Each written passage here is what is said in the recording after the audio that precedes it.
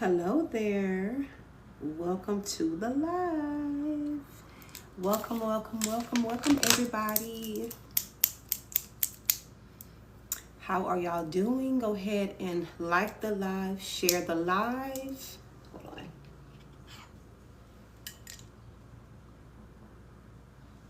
on. Welcome in. Y'all come on in. Get comfortable. Go ahead and give the live a like, share.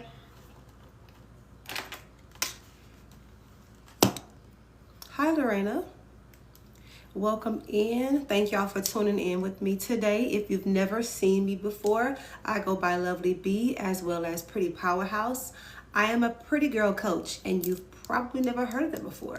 So basically, I help beautiful women gain confidence, learn personal skills, and take their power back. That is what I do. Okay, I do coaching sessions, and I also have an ebook titled You Are a Pretty Powerhouse.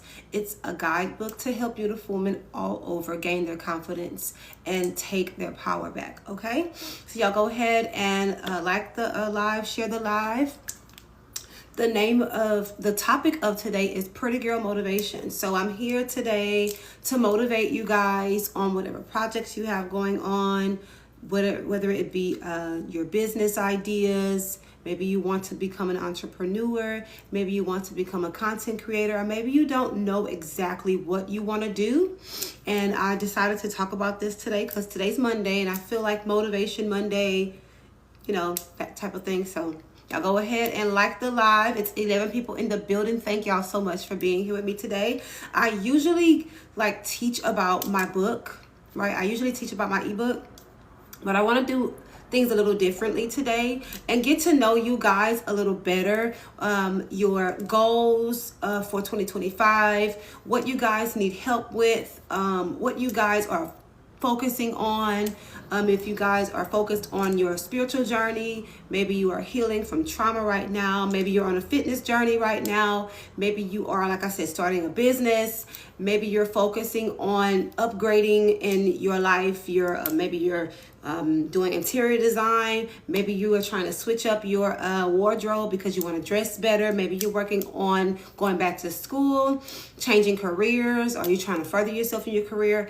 Whatever that may be, you guys, I just want to talk about that today. Weirdly, I'm trying to get into making lives and keep chickening out. Miss Lorena, if you want to build your following and your platform here on TikTok, you are going to need to go live. It will help you tremendously. It will help you tremendously. I get between 50 to 75 followers per day for going live. And that's just from when I go live here on my platform. When I go into these live rooms that these different people have, that's another 25 followers. So I get at least 100 followers a day. I've only been on this app since February 22nd. That's it. Of this year. February 22nd of this year is when I got on this app. And I've already surpassed 2,600. I'm almost at 2,700 followers on here because I go live every day. So Miss Lorena, if you want to really step your game up with your platform and become more visible, you are going to have to go live, okay? Hi, Rennie. Thank you, TMC. Y'all go ahead and like the live. It's 12 people in the building. Let's try to get me up to 1,000 likes, okay? So my question today for you is, what is it that you're working on right now, pretty ladies? What are you working on right now? Is it fitness? Is it your health journey? Is it your your spiritual journey, new career? Put in the chat what you're working on right now. Put in the chat your endeavors, the things that you are focusing on right now, the things that you may not know how to get started. Put that in the chat for me if you're comfortable. You don't have to, but if you feel comfortable sharing that, because this is a safe space. Spiritual and new career. Okay, we got somebody that's focusing on their spiritual and new career. Okay, that's wonderful. And those actually go together. When you are trying to better yourself, or when you're trying to further your career, your business, you will start to see things about yourself that you may need to work on, and that goes greatly along with your spiritual path too. It it goes together. Whenever you have something new that you want to try, you're going to see things about yourself that you may not have recognized, and it's going to flow perfectly with your spiritual journey. Let me see. Accepting my flaws and living freely. Okay, accepting your flaws. Are these internal flaws, right? Your character? Are these external flaws? Maybe the way you look, your body type. What flaws are you trying to accept? And what does it mean for you to live freely? What does that mean for you? I think if you go further in what you're trying to, thank you, Emily. I think if you go further in that, it will help you do that. What does it mean for you to live freely? What does it mean for you to live freely? My alarm just went off. What does that mean for you to live freely? Right? To accept your flaws. What does that mean? What flaws are you trying to accept? Thank you, Desiree. What does that mean? You know what I'm saying? Confidence. I don't like how my body looks. I have a lot of stretch marks that is affecting me. So what are you doing to change that? You're working on your confidence, right? And it sounds like a little bit of body dysmorphia, but not really. What are you doing to change the look of your body so that you can feel more comfortable? Are you doing the ointments, the oils, the lotions to minimize the stretch marks? What are you doing? Are you on a weight loss journey? Are you trying to, what is it that you are actively doing in order to boost your confidence when it comes to how you see yourself when you look in the mirror? What are you doing? What changes are you making? Whenever we're working on something, whenever we have a goal, we have to ask ourselves these questions so that we can see this stuff through. Let's say you're trying to become a content creator. You want to gain 5,000 followers. What are you going to do every day in order to reach that goal? And then what is your deadline? Right? Okay. You're on TikTok and you want to reach 5,000 followers. So a good way to reach more followers, reach more people, is to get on in these live rooms and engage with other people. Another way is to go live and to post as often as you can. You have to have videos of at least 1 minute. So post at least 3 1-minute videos a day, right? Post those. And then you can download TikTok Studio, and that little that app will help you schedule your posts so you don't have to manually post that content every day, right? You're working on your confidence and how you see your body. What are you doing every day to help boost your confidence? Are you doing your daily affirmations? Are you getting in the mirror and doing your daily affirmations about the way you look and about the way you want to see yourself? I'm a woman with the visible Adam's apple. I have 4 kids. I just hate people think I'm a guy. So you have to stop concerning yourself with how people perceive you. The fear of being perceived is one of those obstacles that women allow to get in their way. So what if people think you're a guy?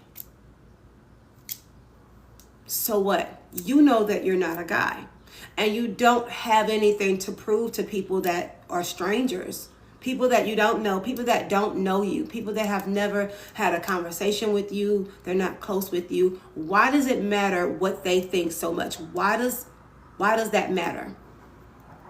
Why does it matter? Right? So go inward and ask yourself, why does that matter so much? People are miserable, be confident anyway. Exactly, Rennie, and that's the exact type of stuff I teach, right? You just have to be confident anyway. You can't allow people to bring your morale down and make you question yourself. And this is the type of stuff that I talk about in this pretty girl community, right? Being beautiful. People want to point out flaws. They want to point out things about you to bring your confidence level down. And if your confidence level is already down because you've internalized things that people have already said, then you're going to turn into mush. Then what? So don't internalize things that other people say. People are going to always have something to say about you, right? I've been called trans before. You know, people say those things as an insult. They do that to beautiful women, or they do that to people that they are threatened by. They say stuff like that as they do it as an insult, right? I took it as a compliment because a lot of these trans women are absolutely gorgeous. So I was just like, thank you, honey. Because I know who I am, right? I know I'm not trans, you know what I mean? But this is the type of stuff that people do. You can't allow that to penetrate the mind. Oh, thank you. I got that last year for my birthday. Thank you, girl. But you can't allow the things that people say about you or to you to stop you, right? You can't allow it to bring your confidence down. What are other things that you guys are working on? I saw somebody that has other new career, spiritual path. I saw the confidence thing. What are some other things that you guys are working on right now? What are you working on right now? Where do you see yourself in the next 3 months, 6 months, a year? Right? Because I believe as pretty women, we need to always be making sure that we're reaching our goals and we don't get lazy. Discipline. Miss Chrissy, that is wonderful that you are focusing on working on your discipline. So what are you doing right now? What are you doing right now today that is going to help you become more disciplined? Because once you have practiced discipline, you'll have it in every aspect of your life. So what are you doing today that is going to help you with your discipline? It takes at least 21 days to form a new habit. So what habits are you forming so that you can be more disciplined? Trying to start working out each week and logging my weight journey. All right. So how many days out of the week are you committed to working out? Or do you have a specific time that you want to work out? What type of workouts are you going to do? And what I would say to that, Miss Chrissy, because I have experience with as far as working out and stuff like that, pace yourself. Don't aim too high in the very, very beginning, because that's just going to bring your morale down. It's going to make you give up, or you're going to burn out. So I would say, to help you with your discipline in your workouts, do it little by little, right? Start at 2 days a week. 2 days a week for 30 minutes out of the day. And then you can build each week. And then when you get to a good state, like maybe you're working out 4 days a week for 45 minutes to an hour, I think that's great. And you can also do the apps about the, your weight, tracking your weight, tracking the body fat and all that stuff. You can download apps, trying every other day for 30 minutes. Okay, that's a good start. Just like I said, pace yourself. Pace yourself. Don't aim too high. That's what when I started my workout journey years ago, I would aim too high and then I would burn out. You have to pace yourself in that. So even if it's 2 days out of the week, 2 to 3 days out of the week would be good enough. Right? And a big part of weight loss is what you eat. A big part of it is what you eat. So you can do all the workouts you want, but if you're not eating correctly or you're eating too much, you'll never lose weight. And I say that as somebody who used to be 200 pounds. I used to be 200 pounds years ago.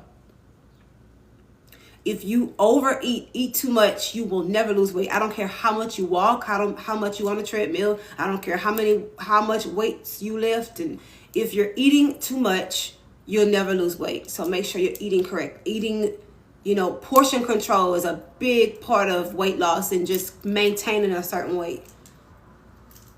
You don't want to overeat. You definitely don't want to overeat.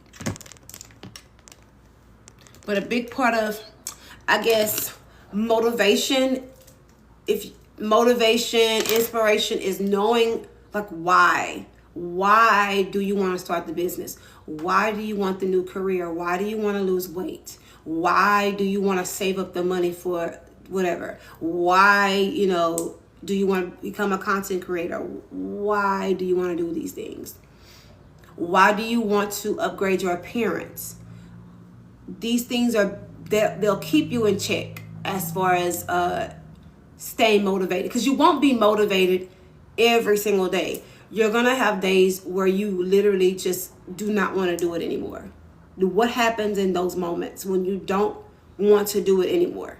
I don't feel like it. I don't feel like working out today. I don't feel like, fixing my website for my business. I don't feel like calling these clients today.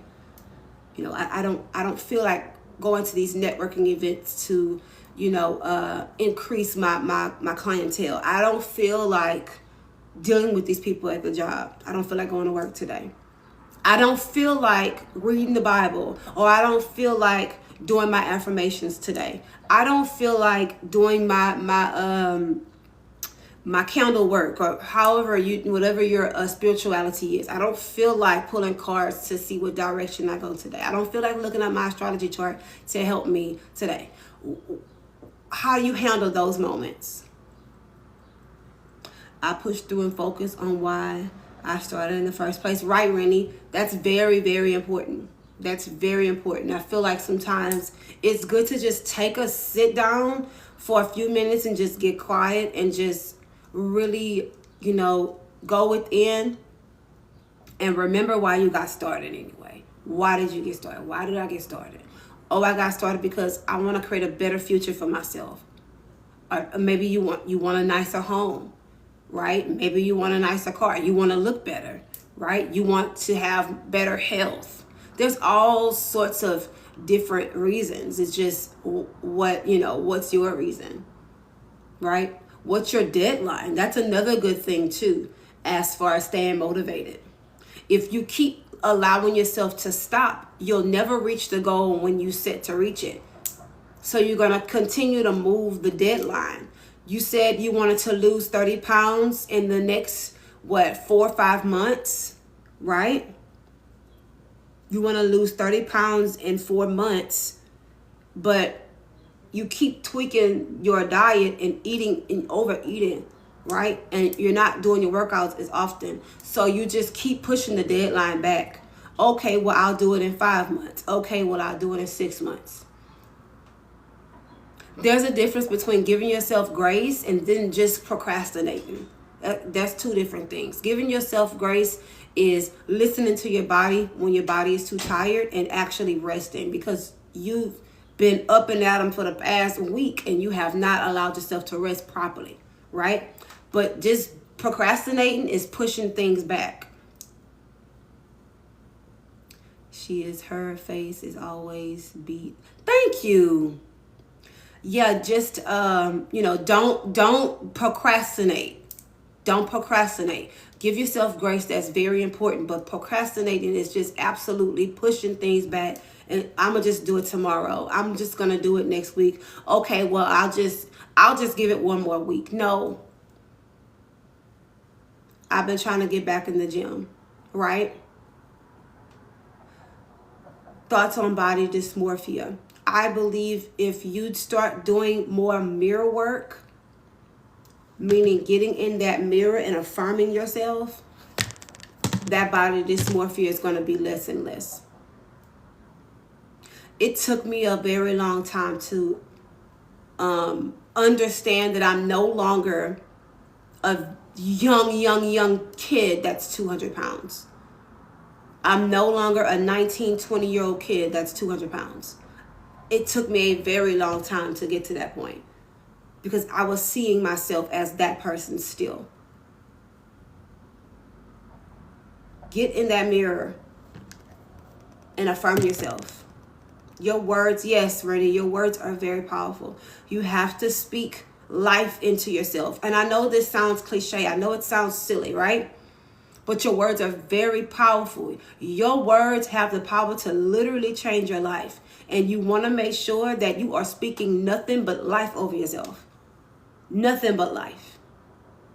Quit listening to the thoughts in your head telling you that you can't or that you're not good enough. Quit listening to that. Don't listen to that voice. We all have that one voice in our head that when we say we're going to do something, that voice is like, no, you're not going to do that. We all have that voice. It's your intrusive thoughts. Don't allow your intrusive thoughts to take over what you're trying to accomplish. Get in that mirror and do your mirror work. Affirm yourself daily. Make it a daily practice, right? I'm glad you joined the live too, girl. My ex kicked my door in this morning because I'm pretty and he can't have me anymore. You need to do a restraining order immediately. Do it and involve the authorities. Don't give him any grace. Oh, I don't want him to get in trouble. Oh, I don't. No. Involve the authority. I'm glad you did that. I'm glad you did. You change your number, right? Hopefully in the next 6 months, you'll be able to move completely away from there so he'll never know where you live again. But keep your foot on his neck. Do not, the restraining order and all the other things that you need to do it. And don't waver. Stay right there. Don't allow him to try to rock your boat. Yeah, these male folks are really insane. They really are. We're no longer saving people who would never save us, right? Because he definitely had an agenda. He's kicking your door down. There's no way. They'll do stuff like that and then try to apologize later. I'm so sorry. No, you're not sorry. You absolutely meant to do me harm. I'm not playing with you. I started removing my energy and remembering myself. Right. You have to call your energy back daily. Call your energy back daily to yourself. Call it back. I have a video I did a few weeks ago about energy siphoning. Men are natural energy ciphers and siphoners. And when you draw back, they feel it and they love to retaliate by using force. So they'll do stuff like that. They'll show up to your house. They'll follow you where you go. These people are insane. They're crazy.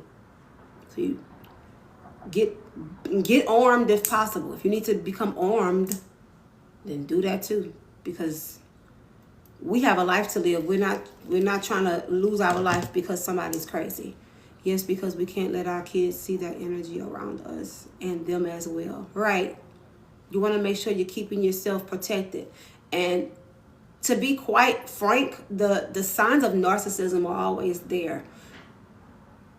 Do not overlook it. It's always there. Absolutely insane. I'm in the process of warming myself. I'm so glad you are. The signs of narcissism is always there. We just love to look at the good in the man, right? I say we collectively, even though I don't date men anymore, but you just want that situation to work out so badly. So you just look over all of the things that they're doing in order to see the relationship work out. And then it's just hell in the end. How to maintain privacy while making new friends. Never reveal information you wouldn't want on the internet or you wouldn't want the entire world to know. That's how you do that.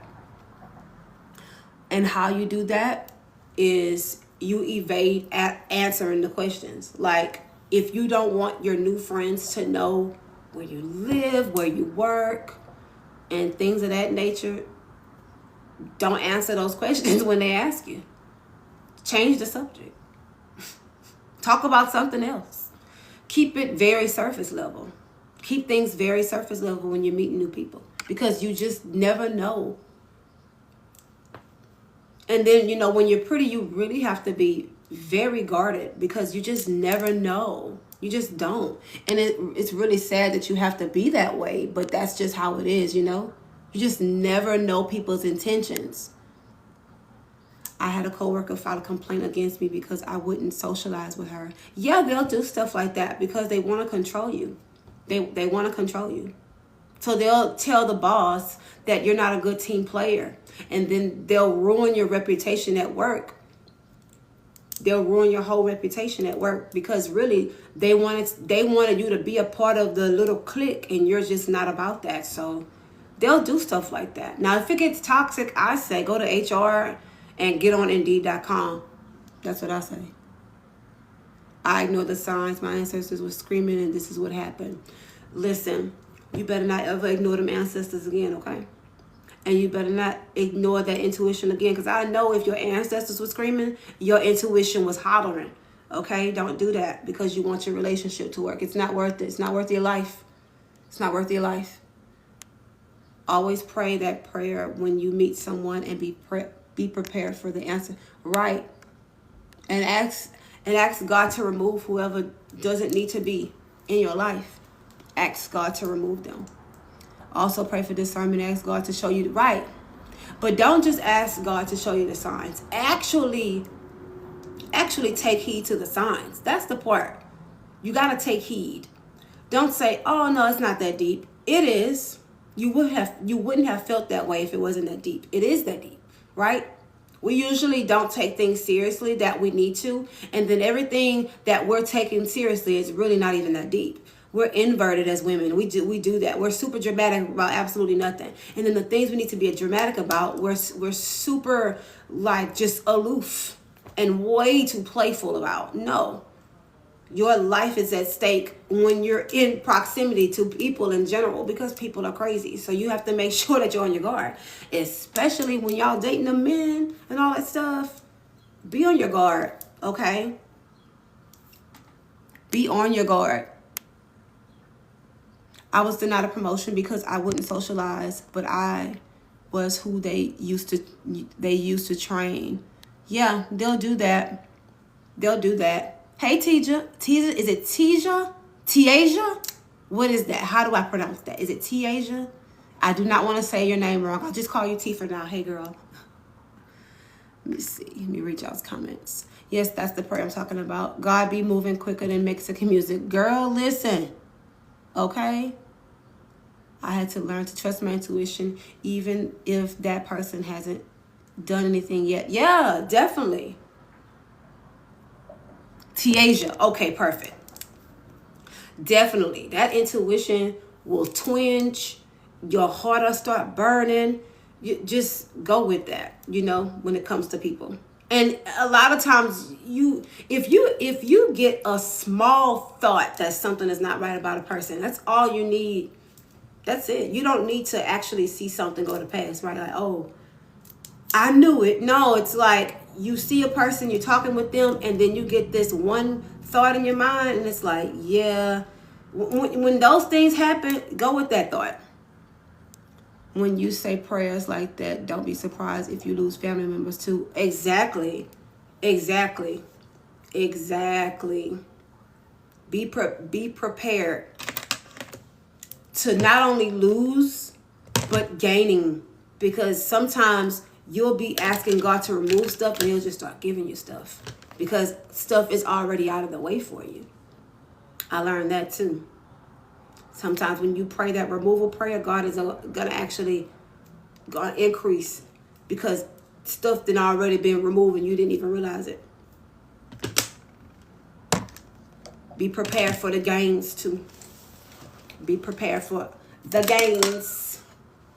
I wouldn't even see the signs yet. And then I pray that prayer and then things go left. Yep.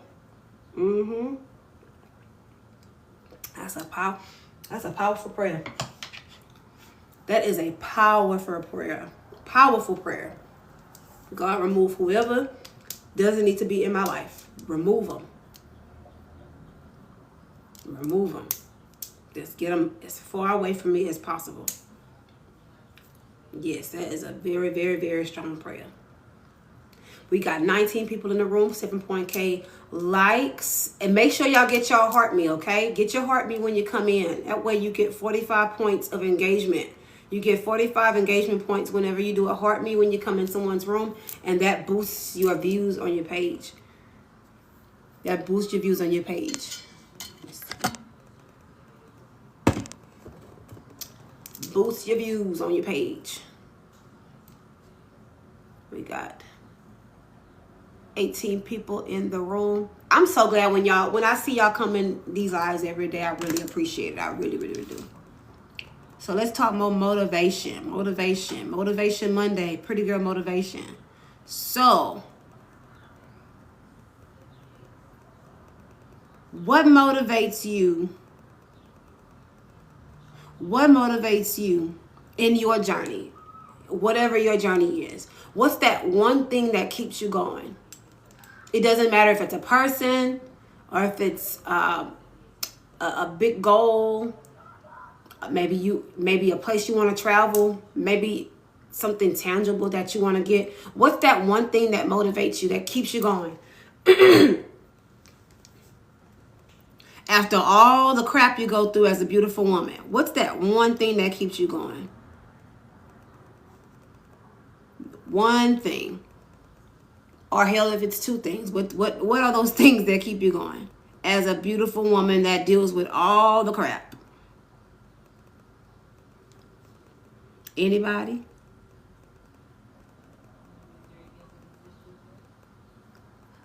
You see, healing my inner child, the wounds she suffered, that's my motivation. I still deserve to be happy, and I want to be alive to see that for myself. I absolutely love that. I absolutely love that answer, Butter Enthusiast, especially as a person who used to deal with suicidal ideation. I dealt with that for a long time. So you being alive, that right there, just life in and of itself, just life. Like, I'm here today. Faith that the universe has my back. I love that. I love that. I absolutely love that. Yeah, I dealt with I battled depression for years. And it's so funny because just last March, I had a breakdown. Last March, I had a whole breakdown. And it was very public. It was very public. It was so public that people were calling my family members to make sure that I was still alive. That's how bad it was. And I can't do anything but thank God about that situation, because that was the time that I decided to just unplug. I had a chance to unplug. The TikTok trying to strike my freaking live right now. I had a chance to unplug, to get focused on myself. Depression and stuff like that, that's your body's way of telling you it's time to rest and reset. Feeling down, that's your body's way of telling you it's time to do something different. It's time to change course. See, I want to love myself better than the situations I've experienced. Exactly. When so many people want to see you down. Exactly. Excuse me. I think that's one of my motivations in my life, is that there's too many people out there that don't want to see me make it. And I just refuse to give people the satisfaction. I refuse to give my enemies the satisfaction of seeing me down. I refuse. Healthy spite, right? Most of everything I've ever done was out of spite, but anyway. I refuse to allow people to see me down and out, right? I refuse. Another thing for me is my purpose. Like, I know what my purpose is, and I have to see that thing come to pass. I just have to. No matter what goes on in my life, and no matter how many times I get knocked down, I have to pull myself back up, because that purpose is it will not leave me alone. I had a vision, right? I was 21 years old. I was in my apartment, and I decided to go on this fast. So where I didn't eat, I think it was like a 7-day fast I did. And I studied the Bible so much. This is when I was on fire for God at this time, okay? So I was studying my Bible. I was praying a lot. and I was fasting, and I got this vision, y'all. Now, I'm not going to tell y'all exactly what the vision is, but the whole point of the vision was showing me what my purpose is, right? And ever since then, I was 21 years old. Ever since then, I just can't get that vision out of my head. What I saw myself doing, what I could still see what I was wearing. I could still see the people like that I saw in the vision. I can still literally see it as clear as day in my mind, right? That is my number one motivation. That vision I had at the age of 21. That is what keeps me going. And it's so crazy because every different avenue I've taken in my life to fulfill that purpose, I stopped. I would just stop. My biggest issue, and I'm just going to be 100% vulnerable right now with you guys. My biggest issue, my nose ring, my biggest issue with myself is staying consistent. That is my biggest issue. And the reason why consistency was always an issue for me in my life is because I would allow outside forces to completely derail what I have going on. Completely just wipe me out. And I'm just like, I'm not doing it no more. That's it. I would just completely stop because some occurrence took place and it just knocked my focus off. And I refuse to let that happen now. I'm in a space in my life where I just refuse to let that happen. So this is why I show up every day on live. I don't care if I don't feel like going live. I go live anyway because I have a purpose. I have a mission. I have a goal. And I have to see it come to pass. And I know that me going live every day is going to help me connect with you guys, right? So I have, like, it's not, I like to go live because I just like looking cute in front of the camera. No, this is literally part of the plan. This is part of the plan. I have to do this. Like, I gotta do this. If I wanna see the dream realized, if I want the goal to come to pass, this is part of it. I just have to go live every day. You know, when good things happen, do not self-sabotage because of negative past experiences. Right. Exactly. I did that a lot in relationships. If someone treated me well, I did not know how to handle it because I was so used to being treated badly. So I would just mess it up. Just it's like I'm going to get you before you get me thing. That is survival. And you don't have to live your life like that. Good things, you deserve for good things to happen to you. You deserve to have a good life. So you don't have to go messing things up because you really don't feel like you deserve it. For me, that's what that was. I would just sabotage the whole thing. Abort mission. I would just shut it all down because I was so afraid of going to the next level and actually feeling good about my life. That's a real thing. That's a real thing. It is. And you don't have to do that. You don't have to do that at all. Especially if it comes to like, let's say you're going for a new position in your career. You're trying to further your career. Don't self-sabotage because you're afraid of reaching new heights. Allow yourself to feel good. Allow yourself to know that you deserve good things to happen for you. You deserve it. You deserve to be happy. You deserve to be happy. You do. You deserve nice things. You deserve a good life. Right? You deserve to have good people in your corner. You deserve a good job or stability, safety, right? Security. You deserve all that stuff.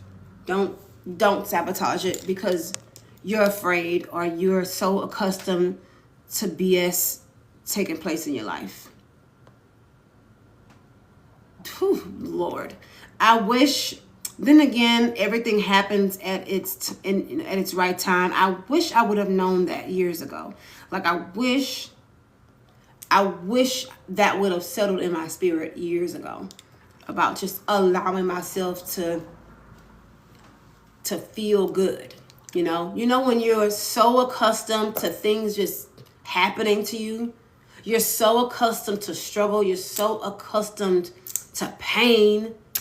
That's all you know. And then when the good things come along, you're like, this is too good to be true. You're giving it the side eye.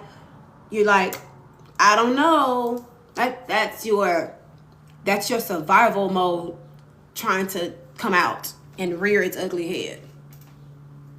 Because you don't think you're worthy of it. Because all you know is struggle. All you know is pain. All you know is going through something. And it doesn't have to be like that. It doesn't have to be like that. What I had to do whenever I had that breakdown last year, hey Brittany, I literally had to get away from everything and everybody. So this is right around the time I moved here. I became a ghost. I literally stopped talking to everybody. I stopped talking to everybody. Everybody.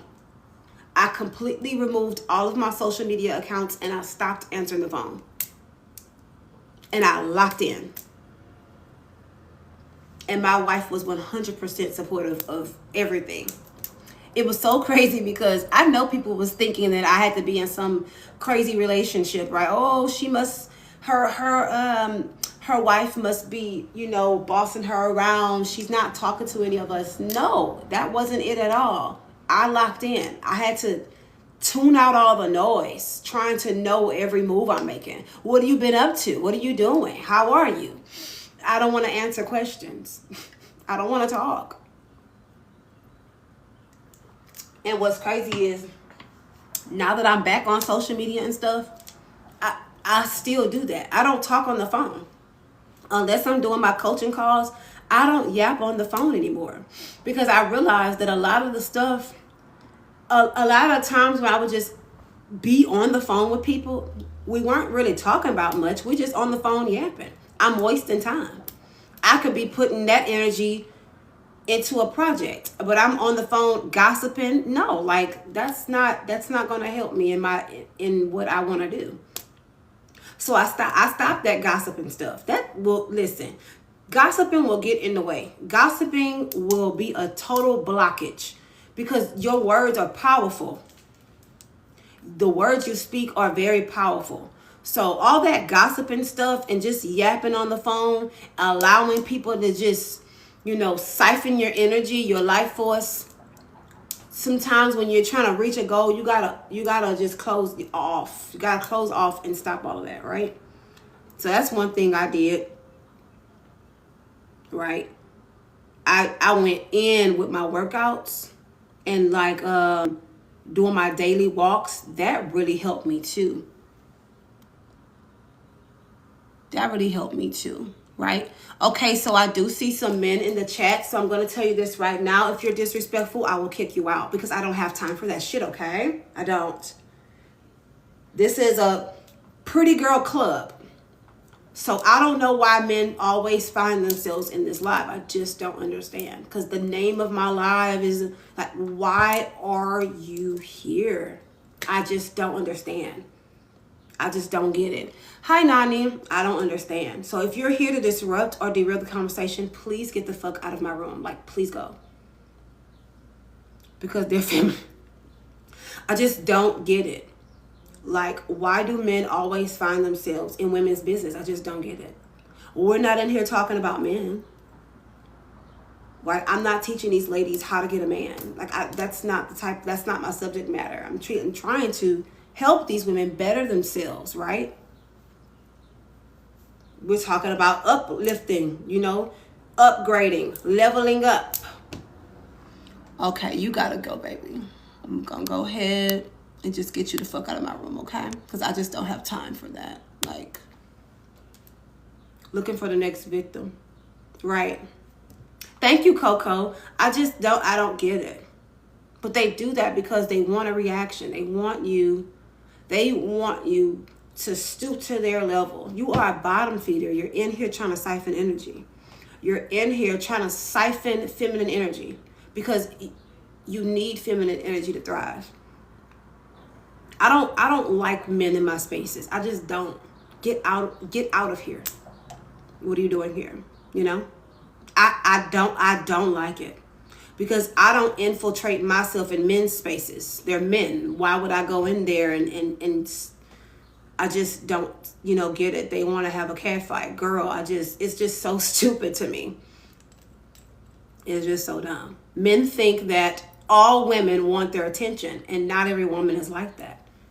Like, many of us would like to be left the hell alone. I being one of them. I want to be left alone. I don't want to be bothered by no man. I just don't. A really good book I read on procrastination is called Who Moved My Cheese. I think I've heard of that before. Who Moved My Cheese? I think I've heard of that book before. I think someone on YouTube or something was talking about it. Like they mentioned it in a video, like an inspirational video they had. I think that's where I heard that before. Do you remember? Okay, do you remember who wrote it? I have work soon, but I'm glad I caught it live. I'm glad you're here. I think that you read everyone's comments. You're great. And have a wonderful day. Wait. Okay. We got 25 people in the building. We got 11.8 thousand likes. Y'all are so awesome. Is it Spender Johnson? Does anyone have any other books they would suggest for procrastination? Spencer wrote Who Moved My Cheese. Okay, Spencer Johnson. Okay. Let me write that down. Spencer Johnson.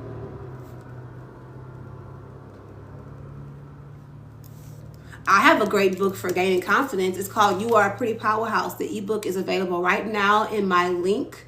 Click the link. It's going to be the second one. It's going to say payhip.com/prettypowerhouse. You're going to click on that. It's going to be a pink, orange, and yellow page. That's going to be my ebook. It's only $15. So that's a great book for gaining your confidence and taking your power back as a beautiful woman. If you have not gotten that, go in my link right now. Go in my bio right now and grab it. Great book. 7 chapters long. It's not that long though. It's not a long read. Eat That Frog by Brian Tracy. Okay, Eat That Frog.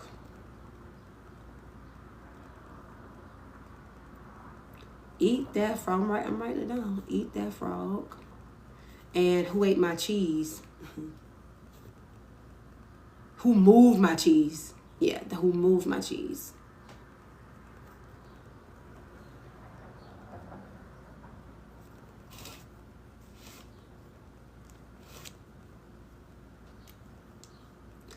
Has anyone made their do you make vision boards? I still have to make my vision board, y'all. I know it's April, but I have to make my vision board. I might do that. Would y'all be interested in doing vision boards on live? Would y'all be interested in something like that? Like we do a vision board night? I think that'd be fun. Let me see.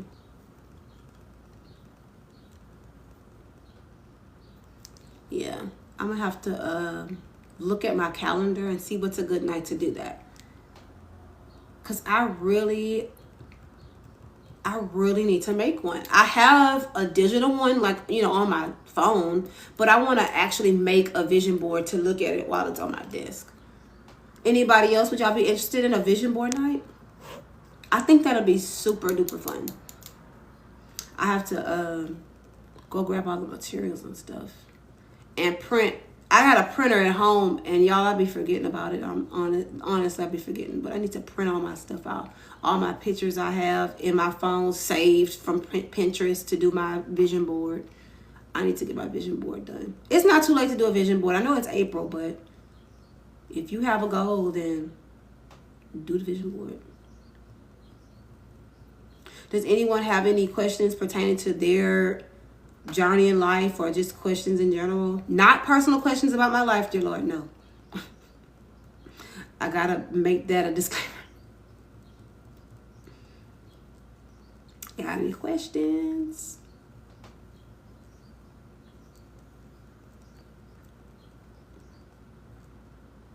Or did y'all have any questions about the ebook or coaching sessions?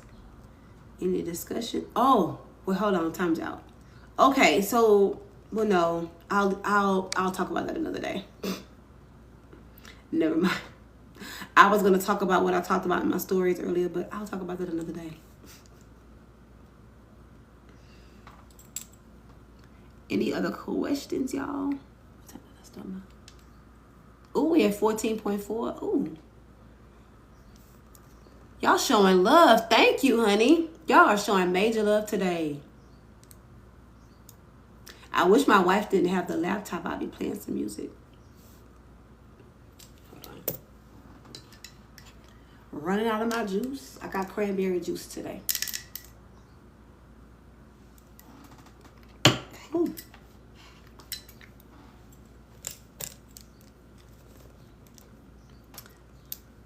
Babe. She probably can't even hear me. She on the phone. Babe.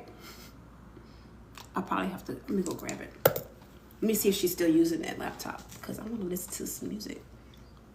And she took it from me earlier. I'll be right back, y'all. Ooh.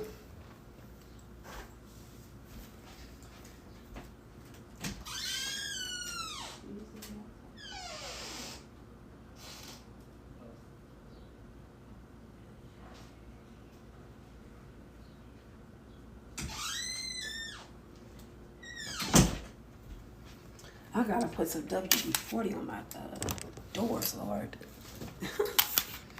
All right, I'm back. I got the MacBook. Hold on. All right, I'm gonna turn on some music. I know y'all used to me talking about my book, but honestly, I don't want to get super duper repetitive and talk about the same exact thing every single day. I'm trying to change it up here. Let me see. Now, if y'all have questions about the ebook, y'all can ask me, but I just don't want to be super duper duper repetitive with the ebook.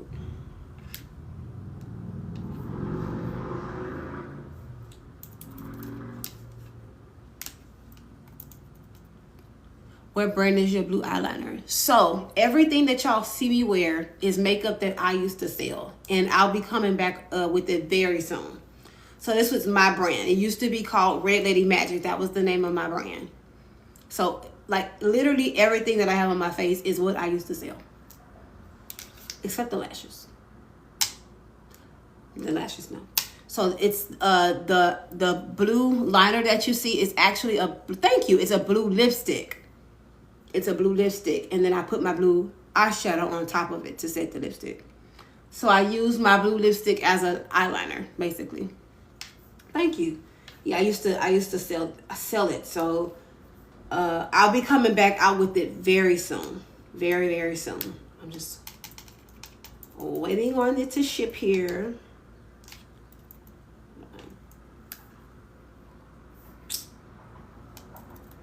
Hopefully it doesn't take too long. Anybody finished their taxes? Child, and got my little return, my little bitty return, and child, I'm talking about a little bitty return. And I didn't even look at it. I just threw it in the savings, honey, and just kept on going. I threw it in the savings and kept going. I'm talking about little. When is the deadline? Is the deadline tomorrow? I think it's like April 15th, right? The deadline to do your taxes or to prepare them. Yeah. Y'all better get on it if y'all haven't done y'all taxes yet. Ooh-wee. Y'all better get on top of that. Y'all have any topics? I asked y'all earlier if y'all have any topics y'all want me to discuss. I put it in the stories. I don't know if y'all saw it, but if y'all have anything y'all want me to discuss, y'all can go ahead and put it in the chat. I actually want to do that. Y'all go ahead and give me ideas for me to talk about, because what I want to do is this. So y'all give me ideas, and I'm gonna put the ideas inside of this purse. And every time I go live, I'm gonna pull the idea out of the purse, kind of like pulling it out of a hat. So, any topics y'all want me to talk about in the future, y'all put them in the chat so I can go ahead and I'll just like randomly pick out a topic. Or if not, then I'll just do it on my own. Let's see.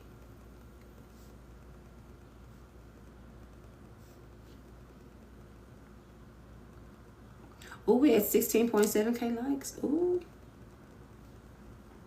18 people in the building. I love it. I love it.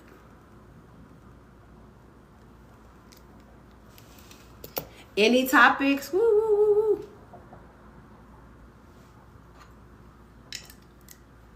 I thought I turned this on and I didn't.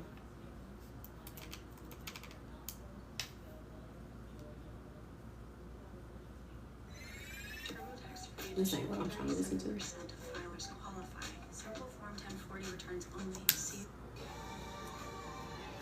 Can you talk about fake friends who were envious and tried to hurt us out of jealousy? Ooh, that's a perfect one.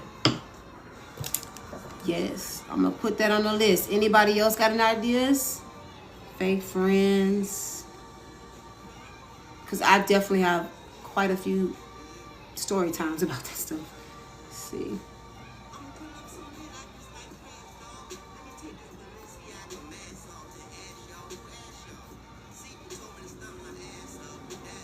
Pop, pop, pop, pop, pop. Okay, my bad, dog. Anybody else got any topics? Relationships? I don't want to talk about that too much. Relationships. Toxic family members, maybe. How to get away from toxic family members. How to handle jealousy at the job, maybe. I talk about that a lot because, I mean, you're at work most of the day. Toxic moms, that's a good one. Toxic moms.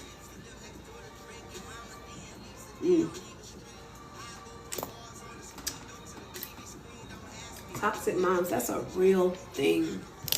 Okay.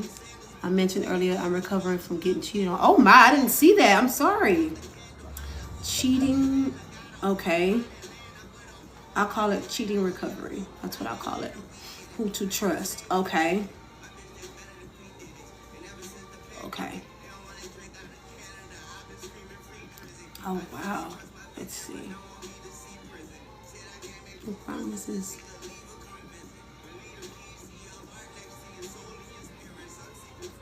Women cheating. I'm tired. Who, child? Man, I find it so funny when women mention that they want to date women because they're tired of men, and then they discover that the grass isn't always greener.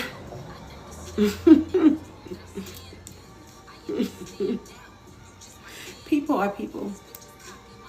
Yes, the blonde is absolutely beautiful. Airports are land in. Life is a beach house. Don't let the sand in. Rena. Camden. But it's the dancing. So I got fake friends, toxic moms, cheating, who to trust. Anybody got any other topics they would like for me to discuss? I can't talk like blah, blah, blah. All about it. We'll walk around it. Just silent.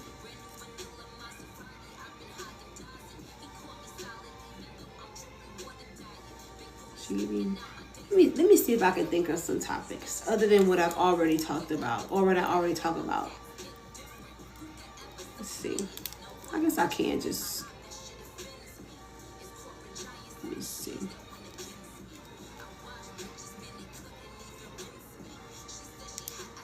Bitch, come make this.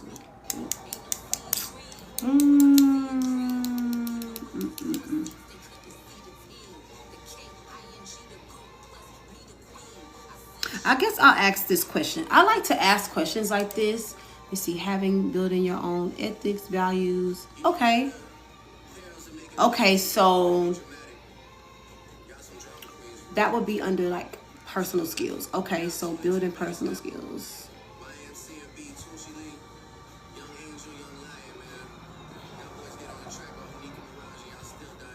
Yeah.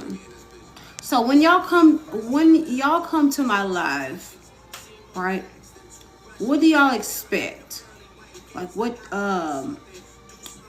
or is there something that you guys would say is missing that I could do better at? I believe if you're a good leader, you have to be open to feedback. I'm really big on that. Because I take what I do very seriously because I'm pouring into people that have never met me, in actual life. You know what I'm saying? So I feel like if you're seeing me every day and I have an impact on you, that it's okay for you to have feedback about what I could do better. Or maybe things that you would like for me to speak more on. What are some things that maybe you would like for me to talk about more? Like, do you want me to talk? Because I know for a fact that women love to talk about relationships. So is that something that you would like for me to talk about more?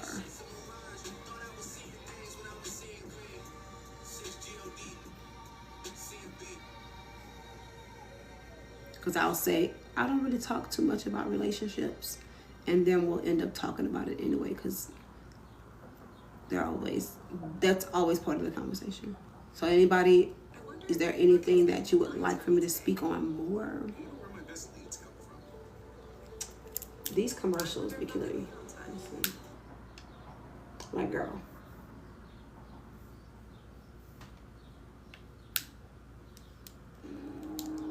Let's see. Visions. Okay. I didn't realize you put that. Visions, I guess.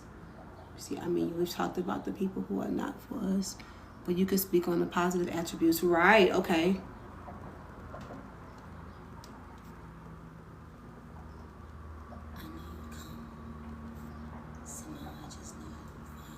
So I can actually talk about that now.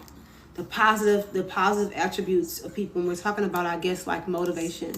I truly believe that there is always going to be someone in your path like waiting for you to cross paths with them so that they can pour into you. I am a firm believer in that because I remember there were times in my life where I was doing so bad.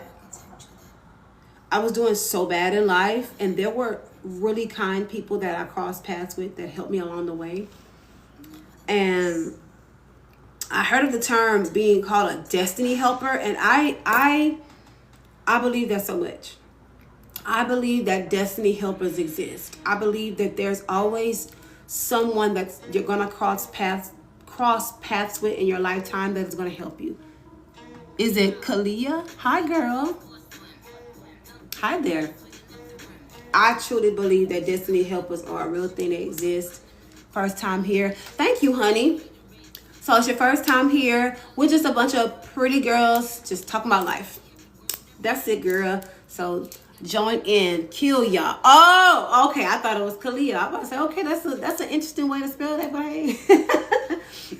I like that. Okay, cool. Okay, yeah. So today we're talking about like motivation, about different things you want to do, your goals that you want to achieve. We talked about, some ladies in here that they're trying to start a new career. They're working on their spiritual journey, weight loss journey, getting over a bad breakup, like just, things that motivate us to reach our next level. And what I was just talking about was destiny helpers that can actually help us get to that level, right? Destiny helpers are there to help you reach your next level, right? So there's this one lady I remember when I was, it was just, life was just crumbling. Like life was crumbling. And I met this lady on my way to the store or something like that. And the connections that this lady had to help me with what I needed at that time was insane. And all it took for me was to have a conversation with her. Just a conversation with her. And she was connected to so many people that helped me further myself. Like, it's stuff like that. Stuff like that. Destiny helpers exist. And I think sometimes we get so jaded in life and hurt that we may not even recognize that people are actually there to help us, you know.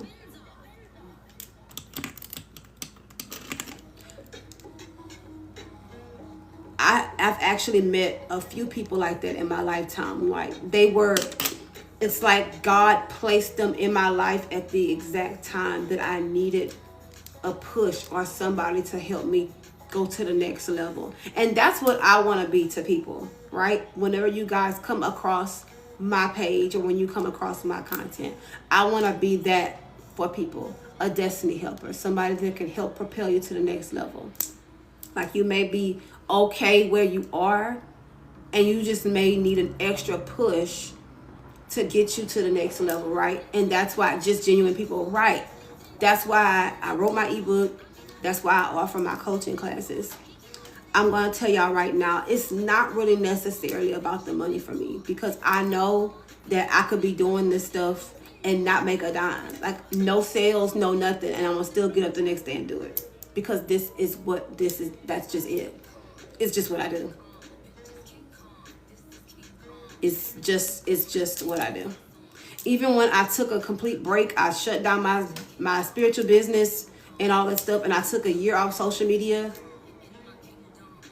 In my actual life, it was still very much that. Like, people would come to me with stuff.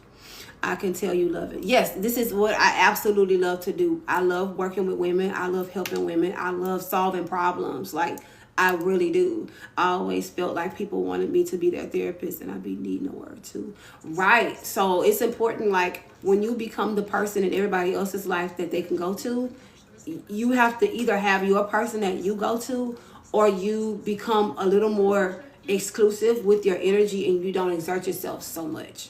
I actually wrote a chapter in my book. It's called The Pretty People Pleaser. It's in my ebook. It's the second chapter that talks about being way too available to people. You just overextend yourself to make other people happy and you just deplete it. That's in the second chapter of my ebook. I know I can see it in the way you talk is passionate, right? Very, very passionate. Hey, Sierra girl. Like, I can literally do this shit all day, every day and not make a single cent. Because I know it's helping somebody. And I know eventually, you know, the money that I really, really want to make, it'll be there. I'm not even like... You can always tell when somebody is in this, like, coaching space just for the money. I can always tell. I can always tell.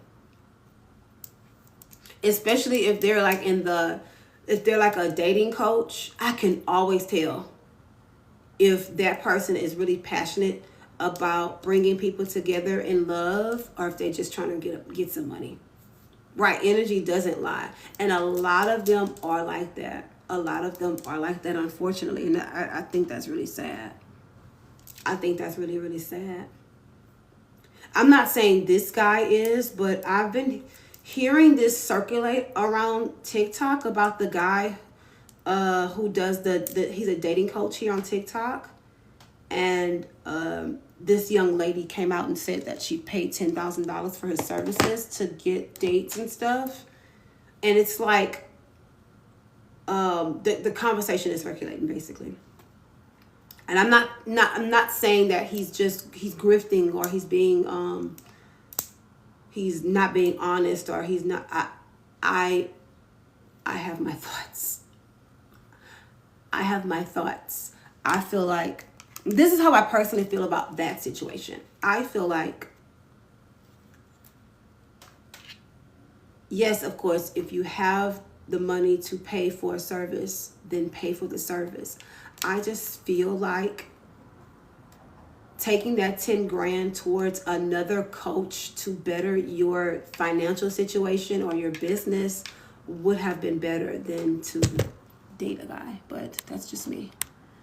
Because I can tell because their talk is hustling, promoting their products, and very little advice, right? But you offer advice and help, and I appreciate that. Thank you. Because I think that's very important. Because I know what it's like to buy. I buy books and courses and stuff like that from people, and I know the kind of money that I would spend on a course or a class or a master class or whatever, and what I expect from whatever, and what I expect from coaches and stuff. I spend some money on mentorship and stuff like that because I think it's very important. But some of that stuff gets lost in translation. Because, and you know what? It's from a coach's standpoint or a point of view, it's very smart. Because dating, relationships, and love it's an area for most women that's like they really feel like they need a lot of help in that area. So from a coaching standpoint, it's smart. It's just I could not be a dating coach because I just believe that there's so much more to life than dating men. I want you ladies to really not only be confident, but to actually walk in that in your everyday life, to be absolutely 100% confident in yourself and know how powerful you are, and you use all of your gifts to elevate in every area of your life, not just you were able to get a affluent guy to date you or something. I just feel like there's more to life. I feel like there's so much more to life. I don't know. That's just me, guys. Oh gosh. I hope that didn't make me sound strange. There's so much more to life than dating. Seriously. And that's why I don't typically talk too much about it. Because I want to help women focus the attention more on themselves. You know what I mean? I think if women collectively focused more attention on themselves, then they would have much better results just in life in general. You know what I mean? But focusing your attention on other people or forces outside of you, like men and just all this other stuff, it just gets in the way. Because there is so much more to life than dating, than men and all that. It's just and this is a major reason why I choose not to have friends. I learned to love myself first, right? Because I know the average woman is absolutely male-centered. She's absolutely male-centered. I stay far, far away from male-centered women. I just do. Because they can potentially put you in a lot of danger. Male-centered women can put you in a lot of danger. They'd be willing to spend their very last, give away everything that they own for love. I remember I forget, who is that girl? I forget her name. She's a singer. I think it's Ari Lennox who said something about she would give up everything for love, like all of her fame and all of her accomplishments in the music world, in the music industry, to have somebody love her. And I really think that's so sad. I really think that is just absolutely sad. Because there's so much more to life than being loved by a guy. Or to be tricked into thinking that you're loved by a guy. See, that's why I don't talk about relationships. Y'all think it was Ari Lennox. Y'all correct me if I'm wrong. Was that Ari Lennox who said that? I think that was her.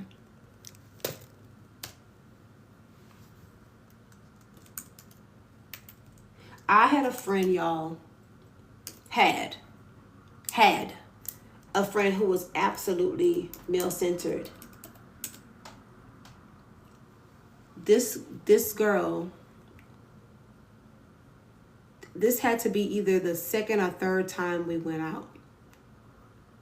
She told me that she met some guy off of a website and that he was going to be at the bar that we were going to be going to. And I was so weirded out about it. I was like, what? So we ended up going to the bar, and sure enough, he's there. And I mean, he was a cool guy, you know, but it was just like, who is this guy? And mind you, I went to pick her up to, you know, we went to the bar together. I picked her up. She went home with that guy. She went home with that guy. After I dropped her to her house, I called her to see if she's okay. She's at his house. He went to her house to go pick her up, and she was at his house.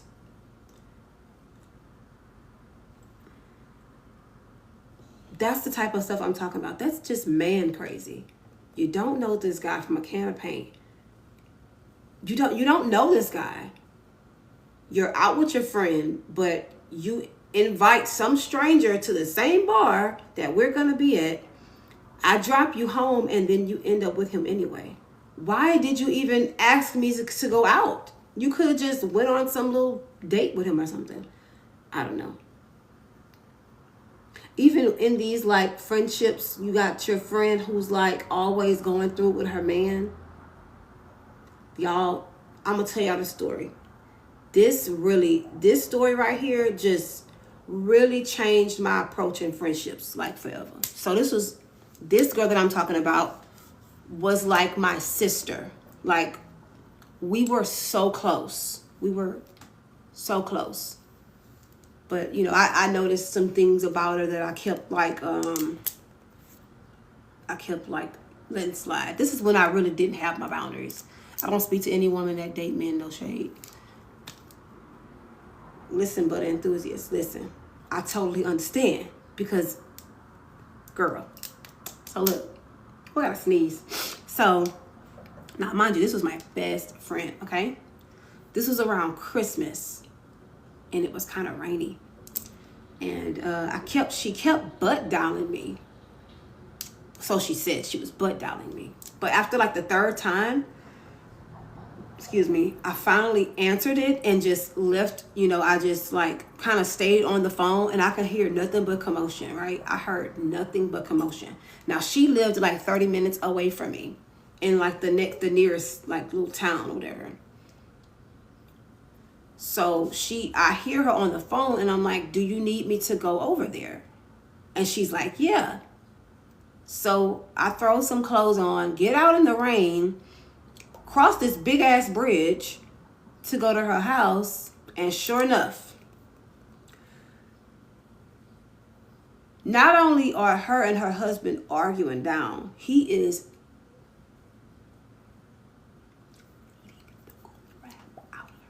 like, it was so bad, she kept blacking out. Like he was. I just couldn't believe my eyes, y'all. I couldn't believe what was actually happening. He's throwing her stuff out of the house, and I was just like, oh my God. Like, mind you, his cousin is in the house watching everything unfold.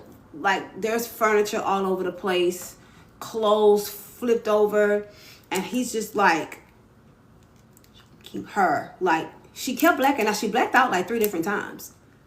I called the authorities, okay? Because, number one, you're a dude, and I understand the strength of men. I'm not the type of woman that's egotistical enough to fight a man. I don't do that type of stuff because I understand men and how strong they actually are. Like, he could have, you know, really hurt me if I would have tried to fight him. So I called the authorities. Okay? I called the authorities. They show up. So everybody's outside. Now, all of her belongings, her stuff, her kids' stuff, it's all in the yard everywhere, right? So they ended up arresting him because he had a warrant, right?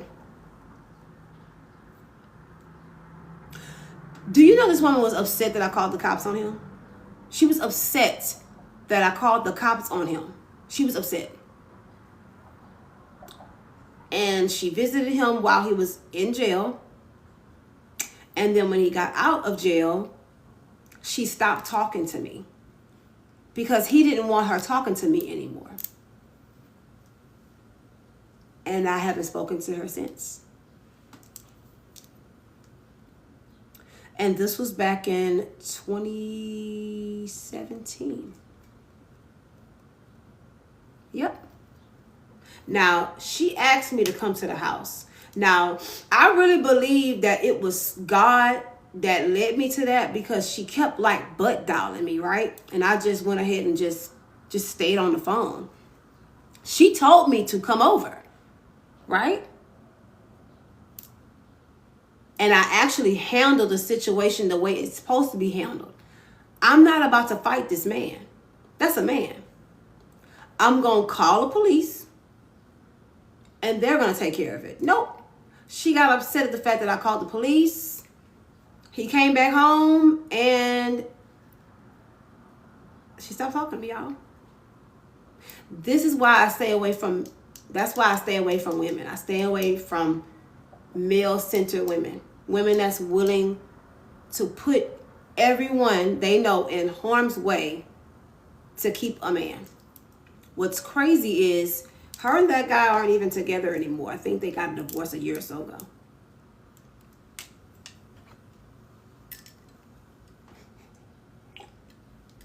And what's even funnier is this other friend that I had, her and her, they're stepsisters. And she would tell me that the girl would still ask about me. Like, till this day, she still asks about me. And she regrets it and wants to be friends. I will never be her friend again. I will never ever be her friend again, ever in my life. Because you put me in harm's way. And you totally threw our friendship in the trash because of that guy. And y'all not even together no more. Right, too late. That's one person that, and it's plenty of people, but that's one person in particular that I will never reconcile with. It just will never happen. It will never, ever happen. Never. I stay away from women who have, you know, a boyfriend or a husband and he's everything to her. I stay away from women like that. They're very dangerous. They're very dangerous. They will want you to participate in their toxicity. They want you to pick up the phone at 2 a.m. and pick them up because their dude locked them out of the house and they have nowhere to go. And it happens all the time. Like, okay, this is the third time that I've had to pick you up because your dude kicked you out. Like, what are you going to do? They want you to participate in the toxicity. I stay away from women like that. I just stay away. Women who crave drama, who crave instability, right? And a lot of women are like this, though. It's not just a small few, right? Many women are like that. Many women crave drama. They crave the toxicity that they get on TikTok and complain about. They love it. They live for it. It makes women feel seen and validated when they're with a guy that abuses them, mistreats them. It makes them feel some type of satisfaction. Like, you know, he's giving me attention. Because, you know, for a lot of people, negative attention is still attention to them, right? You give a person negative attention that's attention starved, it's still attention to them.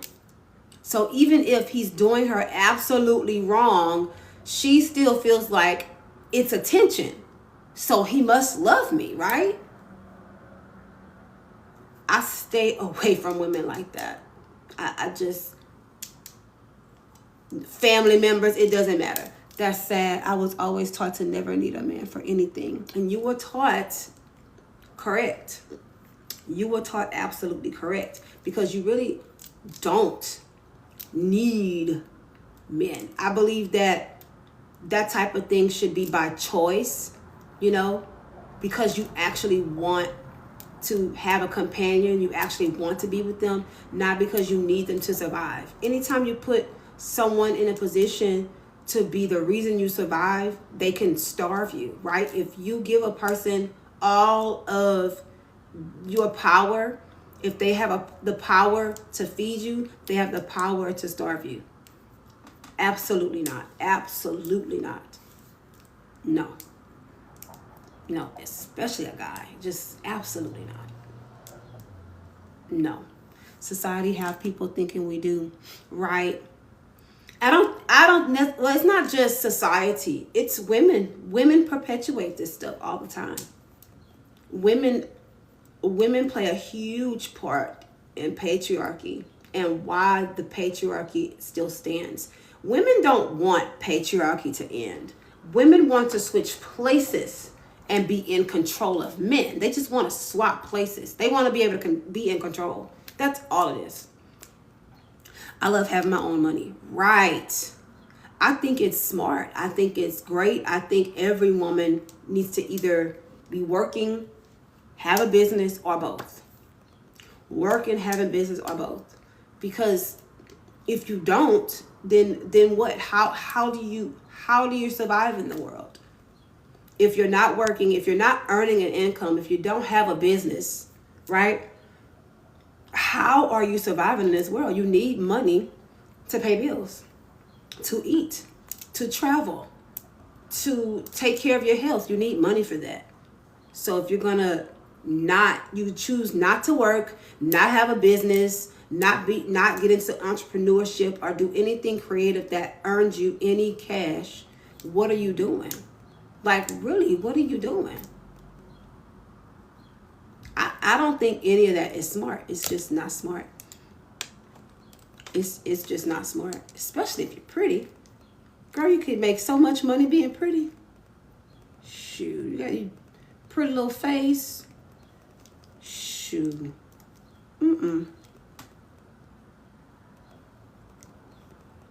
Have your own. Have your own. Even if you're with a woman, I'm with a whole woman, and guess what? I'm gonna have my own money.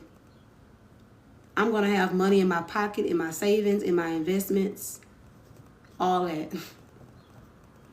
Cause I know what it's like to not have anything.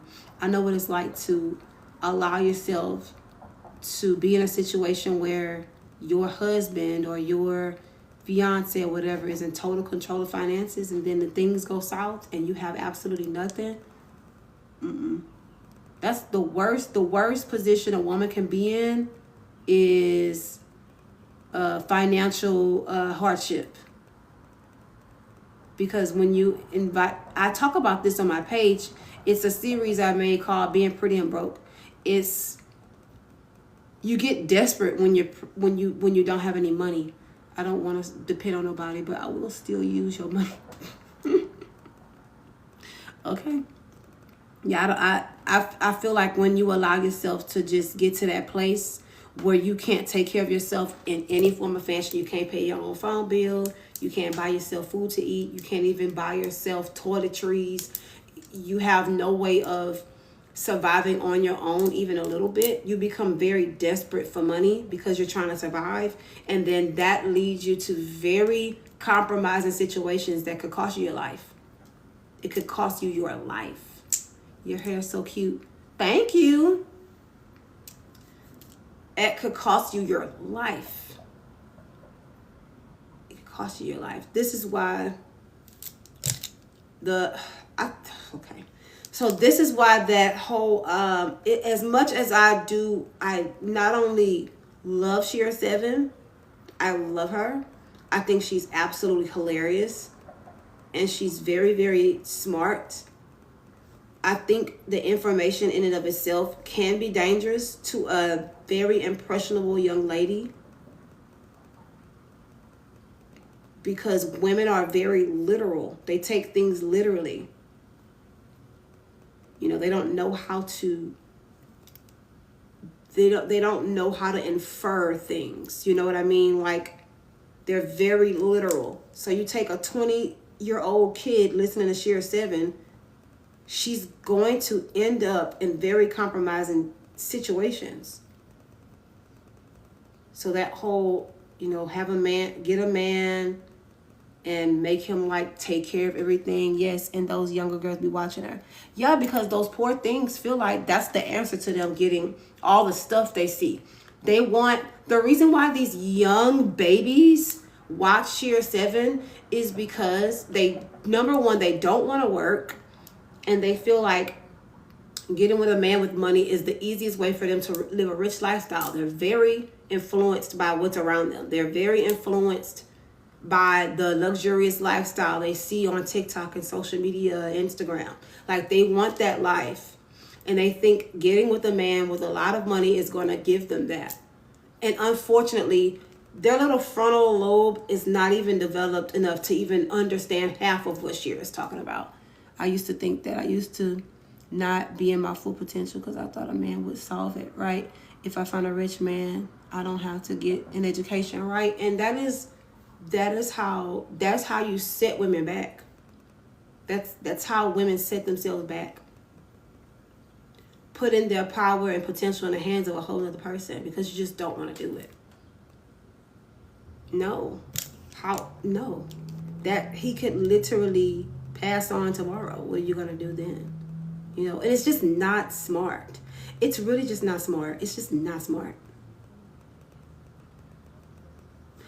Like, allowing someone else to take full and complete care of you, and you don't do anything. You don't contribute any income whatsoever. That is like you signing over 100% of your business to someone else. You go, girl. I got your book. Thank you. Thank you, boo.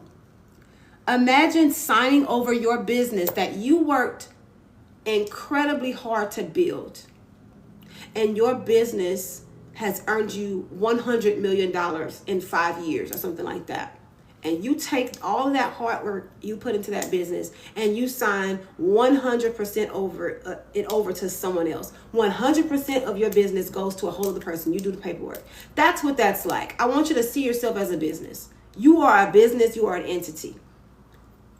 Allowing another person to take full and complete care of you is like you signed over your entire $100 million empire to somebody else. That's how I see it. You are a $100 million, billion-dollar empire. Would you really sign that over to someone else to just be in complete control over? I don't think so. Now, what I do like about Shera is that she does say to get the money, focus on, getting your own money while you're with the guy. The money that he gives you, don't go shopping, save it. She says this, but they don't hear that. When they listen to her, they don't hear that part. They just watch those little 15, 20-second clips on TikTok, and they just go with that. Shera talks about saving money. Don't spend your money on bags and stuff. Put it in the savings, invest your money. Get the guy to invest in your business, and all the money that you make in your business, you put it away somewhere, you save it and allow him to continue to invest in your business. When those young babies watch her, they don't hear that. All they hear is just look good, look cute, sit at a bar, and you'll find a rich man and he'll just take care of you. And I just feel it just makes me feel like though they just don't, them poor babies don't know no better. They just don't know no better. They just don't know no better. And I've even like, just recently I watched her like the other day. I've even heard her say it like, y'all don't listen to what I be saying. I say the same thing every day, and y'all so young, y'all just not hearing me. I don't even think her information is suitable for women younger than 25, to be honest. your frontal lobe got to be a little developed before you get to that point. And I found Shira 7 when I was in my late 20s. That's when I found her. I was like, what, 20?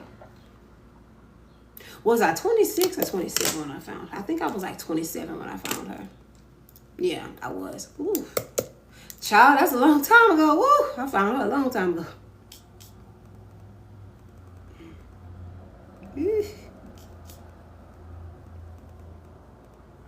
Yeah, but I try to stay away from let me see. It's so good. She been on YouTube. Girl, she been on YouTube since like 2011, I think. She been on YouTube for a long time. It's so good to hear someone respectfully speak on it and advocate for the young girls. Right. I advocate so hard for the young girls because I have an 18-year-old daughter. And I talk about this type of stuff with her all the time. My daughter's 18 years old. I talk about stuff like this with her all the time. And I know 9 times out of 10 it's going in one ear and out the other because when they're young like that, they think they know everything. Oh, girl, yes. I have children. Mm-hmm. Yep, she's 18. And I talk about this type of stuff with her all the time. So when I see those young women watch her, I'm like, you know, that could be my baby. You know what I mean? That could be like my daughter, you know? Yeah. And it's not to say that, you know,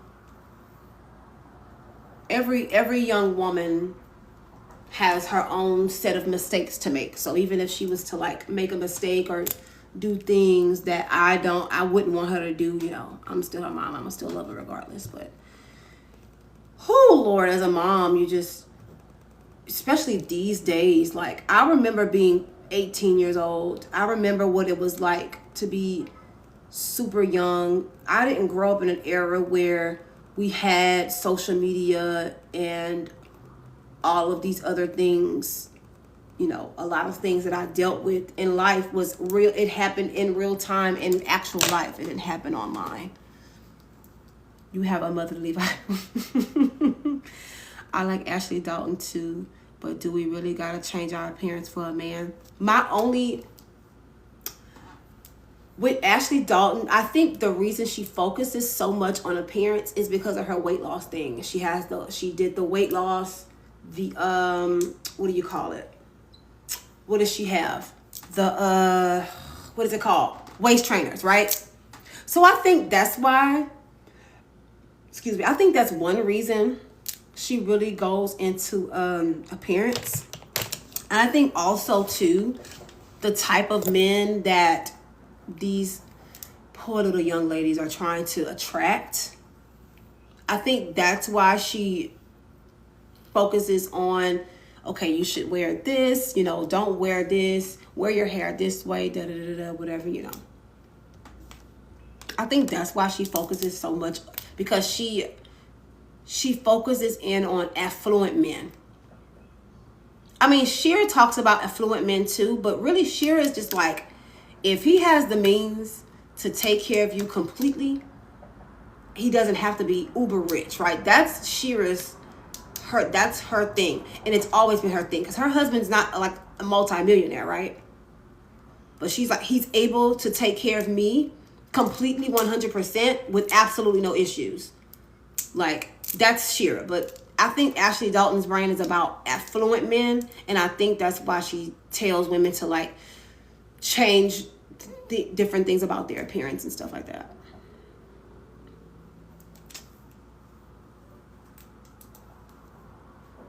I'm not even gonna lie to y'all, because I've, you know, before I completely like stopped dating men altogether, I was following like some of Shira 7's like stuff that she was talking about, and it actually works.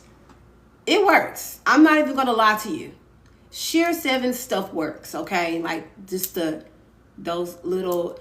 psychological things she teaches, those things actually work. I'm not even gonna lie to y'all. But the thing that as far as like the appearance stuff, a lot of those guys who have money or they don't really focus so much. They don't, as far as my experience is concerned, they don't really care about stuff like that. In my experience, those guys don't really care about stuff like that. If you are a beautiful woman and you have good energy and you're easy to talk to, that's really all they care about. It's not about, oh, you know, you have to have the most expensive looking dress on and you have to have the clean girl aesthetic. Your hair has to be absolutely perfect all the time. Oh, your toes and your nails have to be done all the time. You can't have super bright colors. They don't care about stuff like that. They don't. All they care about is if you're pretty, if you're easy to talk to, and they can have a good time. That's all they care about, literally. In my experience, that's literally all it is. And I learned that type of stuff from watching Shera 7. Like, it was really like just cut and dry simple. It wasn't all this craziness that it is now. Like, these ladies now that's coming out with this what do you call it, femininity stuff, this femininity courses, right? Shera is funny. I love Shera because number one, she's a Pisces, and number two, she's absolutely hilarious and she's super smart. With her stuff, it's just very cut and dry, and it wasn't so much like, it wasn't so mechanical. It was just like, boom, this is what it is, boom. But a lot of these femininity people that's coming out, or relationship gurus, they make it so like difficult. They make it so, it's just so much. It's almost like these people don't know how to actually speak to people in actual life. Like real life, how are you actually communicating with people? Like what does that look like? They just make it so strange. And then they'll say things like, oh, you know, once you change your appearance, the men are going to be banging down your door. And we know in this community that is absolutely not true. Usually when you're very attractive, the men are intimidated and they are going to stay away from you. They're like, they see you, they stare, and they're like, okay, like that's it. Like in actual real life, they are not running to see you and they're not doing that stuff. You're focused on your looks, but not your skills, qualities, charisma. Right. And I think that's what's missing in those conversations. Building personal skills, you know, learning what your qualities are, you know, working on your charisma. That's going to help you in every aspect, not just with guys, right? And I think that's what I liked about Shera 7 so much, because she talks about stuff like that. Like she would do these little, she would do like little role play stuff, showing you how to answer certain questions or how to speak with certain situations. That's what I enjoyed about her so much. Right. I don't want to be approachable. Right. Girl, listen, that is so me. My energy gives very much stay the hell away from me. That my energy gives very much that. In actual life, it's RBF and my nose is in the air, like literally. Because you just don't know. You got to be guarded. You know?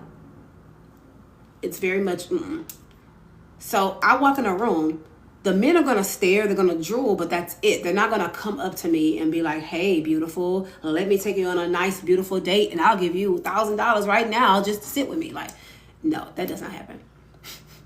For I don't care about these men, women, kids, dogs, I'm over it. Girl.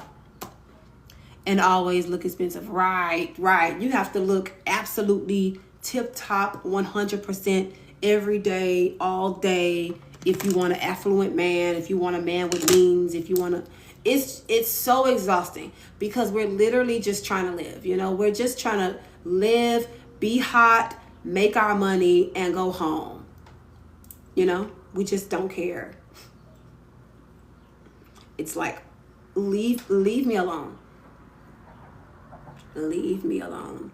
And I think you get to a point, especially when you're attractive, you realize that male attention is just it really has no value. Male attention has no value. It just doesn't.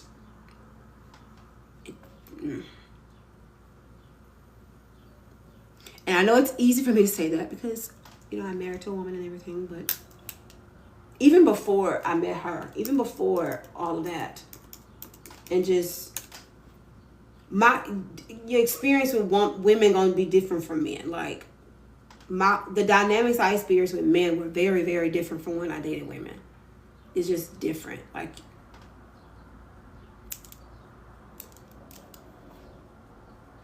Like with men, it's like, if you're not secure within yourself, you have to do way too much to get them to see you. And then even when they do give you a glance or a second look, it's just not worth it. It's just never going to be what you want it to be. So it's just like, what's the point? What's the point? I think I got to that point, and I think I talked about that with y'all. I got to that point before I went celibate. I was just like, literally, these dates I'm going on with these guys and just entertaining men, it's just, I'm wasting my time. I'm wasting my time. And it wasn't because these guys didn't have money. It wasn't because they couldn't take care of me, or I'm attracting dusties. It's just, it was a waste of my time. It was just a total waste of my time. I could have been taking all that energy and putting it into something else. And then you feel absolutely depleted, because men are natural energy siphoners. So it's just like, girl, screw being bisexual. I'm just going to be a lesbian, because this is just a waste of my time, okay? Men ignore you on purpose. Yes, they do. They do, because they're highly insecure. Highly insecure. Especially when they're dealing with an attractive woman. Because they want to make you, when they're dealing with an attractive woman, they ignore that woman on purpose. They ghost her. They'll go a few days or weeks without talking and then call you back to see if you are still stupid enough to give them attention and stuff. It's a mind game. You have to play way too many mind games to try to get what you want out of men. And I think that's just the main reason why I stopped dating men altogether. Like, completely stopped dating them. It's just, you have to play too many mind games. I don't have the mental capacity to do that on a daily basis for years on end. I just don't have it. Since I've changed my wardrobe to more modest, I don't attract dusties. I wouldn't even consider the way I dress super modest. Because I like to show some skin, honey. But even still, I think it could really be your energy behind what you wear. It could just really be your energy. Like, your energetic is like, stay away from me. With women, it's an emotional game. Exactly. It's always power dynamics, butter enthusiasts. With women, it's always a power thing. It's always because the woman, we have this natural thing about us as women where we want to control everything. We want to control everything. So when we're in relationships with women, you want to just control it.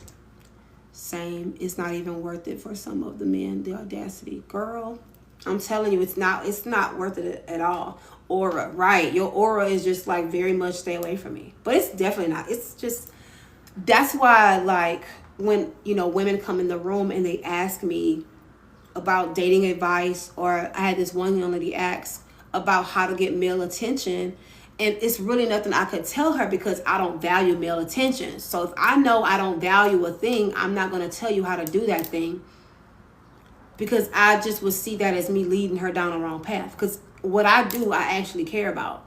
So if I don't value male attention, I'm not going to be like, well, this is what you got to do in order to get a man. I don't care about that. Because I would want to see her take that and that energy and put it toward making more money starting a business, you know, getting, you know, that promotion at her job, you know what I'm saying? Or, you know, upgrading her wardrobe, or her weight loss, or even her spiritual journey. Like, why do you need male attention? Like, that's literally just so way down here. It just doesn't even matter. It's like, it just literally doesn't matter. Oh my God.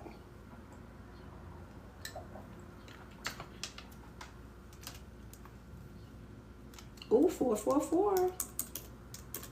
I have been seeing that number a lot lately, y'all. And I know why I'm seeing it. It just gets a little annoying after a while. Like, okay, I get it.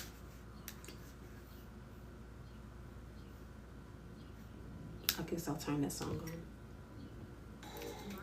on. Oh, great.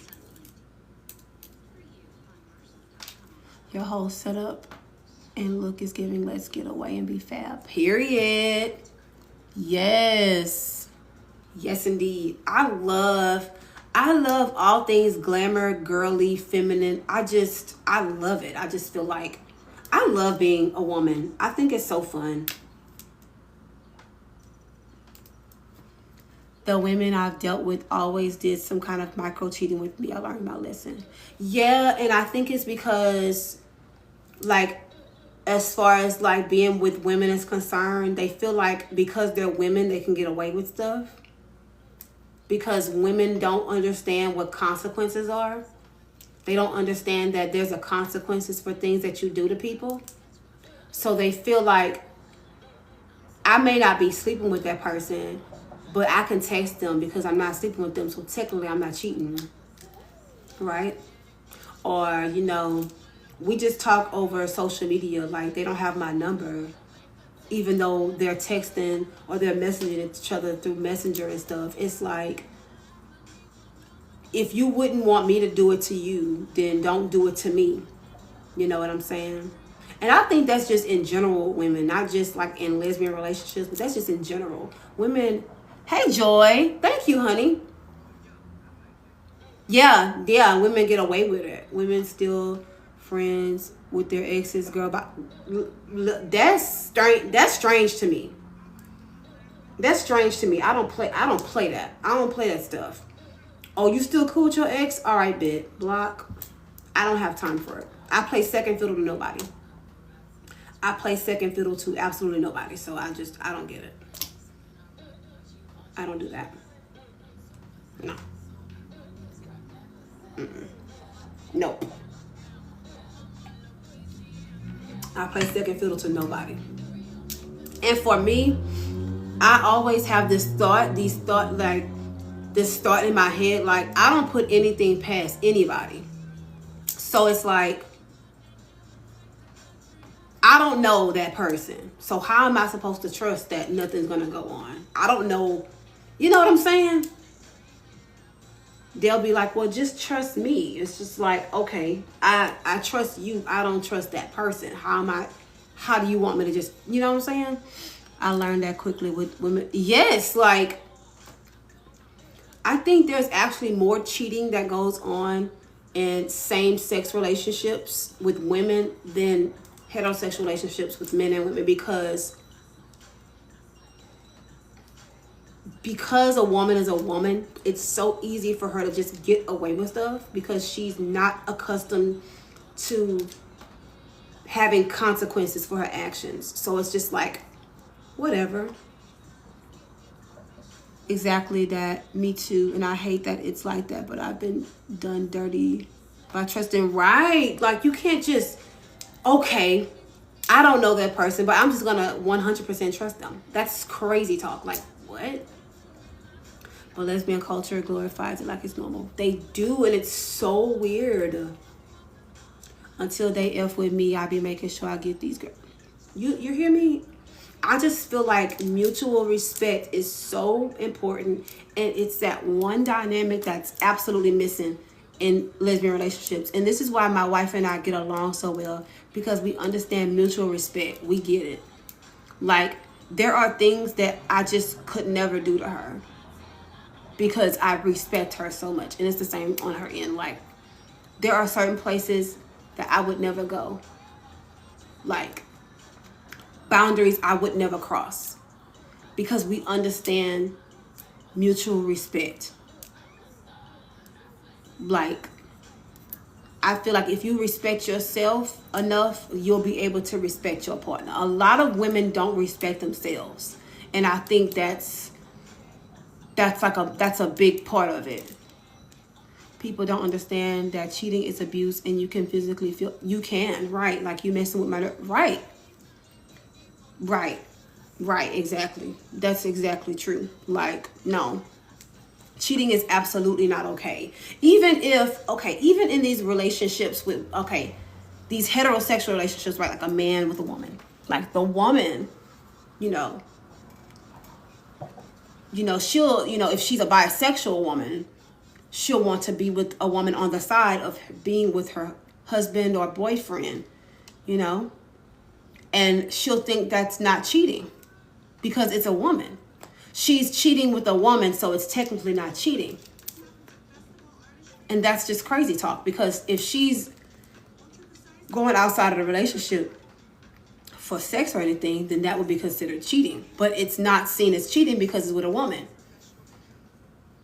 And then the guy allows it to go on because he sees it as a benefit. Oh, you like women? Okay, well, we can actually sleep around with women together. And then you have a whole nother dynamic of distrust and dysfunction, because now you've opened the door to allow him to cheat on you behind your back with the women that you've been sleeping with behind his back. It's just a cycle of disrespect and dysfunction. Disrespect and dysfunction. Like, no. Absolutely not. I remember someone asked in the chat whenever my wife was on, the chat with me about polyamory. And I just, my whole thing about that is just not every lesbian couple is into that. And number two, we have such a mutual respect for each other, and our relationship and marriage is very sacred. I don't think people understand the sacredness of a relationship. Like, it's sacred. We don't dibble dabble everywhere. And it's not to say you can't live your life and do what you like, do what you want.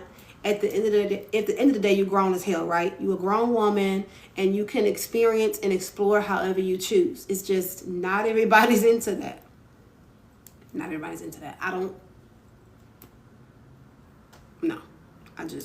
just like, we are even though we're two women, right? We're very traditional people. Like, there are just certain things that we will just never be into because we have that sacredness and respect for each other. But that's missing, not just in heterosexual relationships, but definitely same-sex relationships with women. Like, it's that sacredness, that trust, respect, and all that. That's just totally, like, out of the window. And I think the reason it's so prevalent in same-sex relationships with women is because it's missing in platonic relationships with women. Like, think about all your friendships that you've had, right? I treat relationships sacred. Exactly, I do too.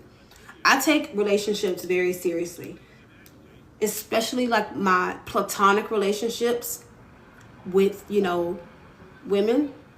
Platonic relationships are just as important. That's what I believe. I believe that the same amount of energy and time and focus you put into a romantic relationship should be put in your platonic relationships. How are y'all going to communicate and build trust and mutual respect and all of that if you're not, working on that? Since I was a kid, I've been loyal down, right?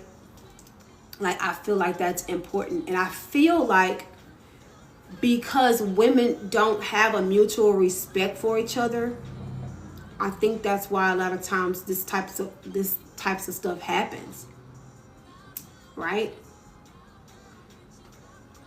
Women who you think is your friend talking about you behind your back, putting you in group chats, starting rumors about you,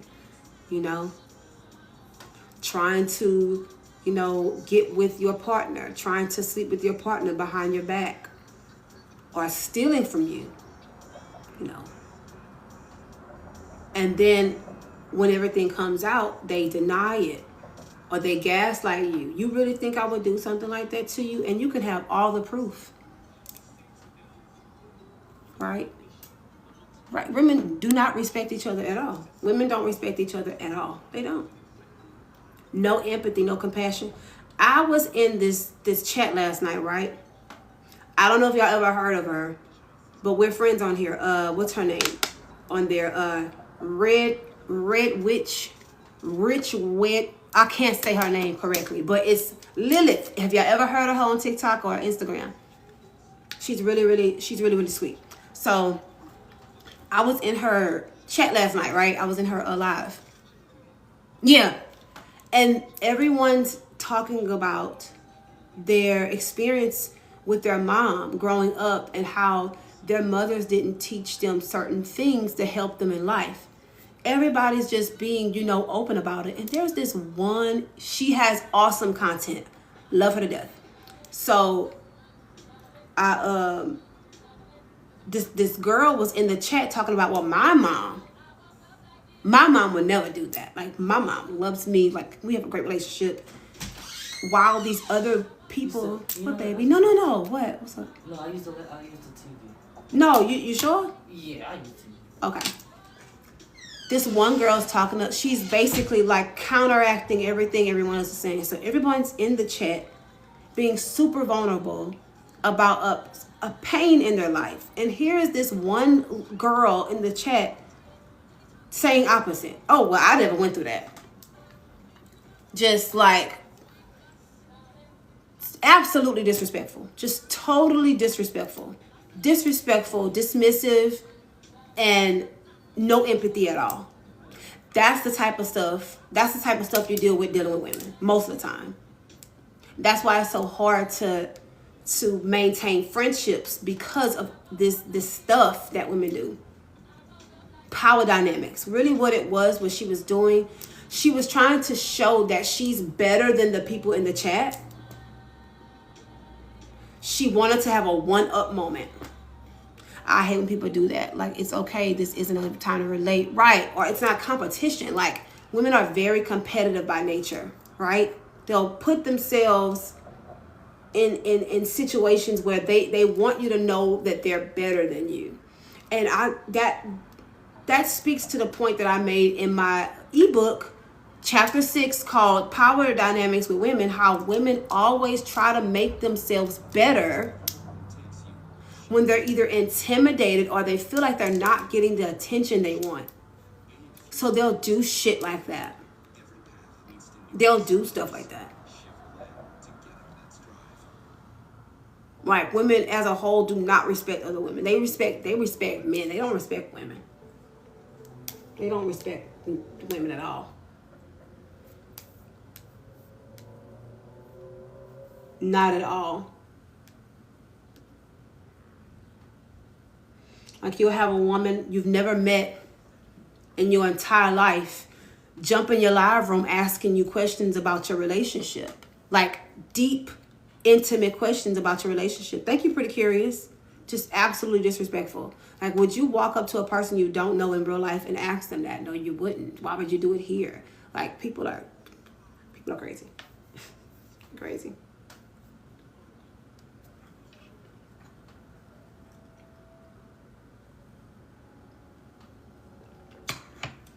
Or like, prime example of disrespect from women. You could be at work looking good, looking perfect. You got your heels on, that pretty red lipstick that you like to wear, your nails are done. And then you have your female coworkers questioning you about why you have red nails and red lipstick on. They'll come up to you. So we're wearing lipstick today. Like, what makes you want to wear lipstick today? Or heels. I could never wear heels like that. That's just disrespectful. Instead of saying, I really like your shoes. Instead of saying, I like your shoes, or I like your nails, or I like, your hair, they're going to make a condescending remark about it because they're triggered. They can't acknowledge something that looks nice in a nice way. They acknowledge things that they think look good in a condescending, backhanded way. They just can't help it. They can't help it. Let me see. Right, it's definitely hater vibes. What do you ask for when you get your nails done? I love the 90s type feel. I always make sure that I ask for a curved nail. I tell them to have it long and just leave it curved. They're like, leave it? Yes, leave it. Now let's do the shape, please. Like, they want you to make it smaller. No, I want my nails curved and I want my nails long. That's what I want. Let's see. Because they mad they can't have you or be you. Exactly. Yes, or when you dress up, they be like, where you going? Who you getting cute for? That's in chapter 1 of my book. Who you getting cute for? All right, who you getting all dressed up for? You think you all that because you all dressed up today. Do you get gel? What's the name of the color? I don't remember exactly the name of the color. It is gel, but I don't remember the name of the color. Let's see. It's just the pink. I saw the pink and I was like, ooh, I like that pink because I love pink. I don't even remember the words on the thing. I don't remember. But they'll be like, who do you think you're getting all dressed up for? Like, who you trying to show off for? Who you trying to be cute for? Why is any of that your concern? Or they'll say things about my nails, right? They'll be like, ooh, I don't see how you get your nails so long. And I just say, it's a lifestyle, honey. That shuts that whole thing down. When they try to come at me, trying to humble me, or to just say stuff because they're triggered, right? I just say, oh, it's a lifestyle, honey. This is a lifestyle. I don't see how you wear those high heels every day. It's a lifestyle. That's why. I could never do that. I see that. I see that you can't do this. I see it. I'm looking right at you. But they don't say this about men. They don't. They don't do it at all.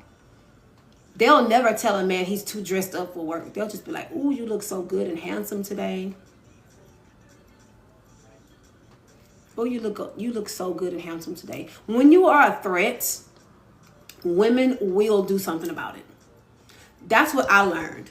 When a woman sees you as a threat, she will do something about it. She is not going to let it go. She is going to do something about it, whether it be say something to you or some type of action toward you to let you know that you're making her uncomfortable. Either way, she's going to do something. Like, why are you mad at a woman for wearing heels? Like, please. Right.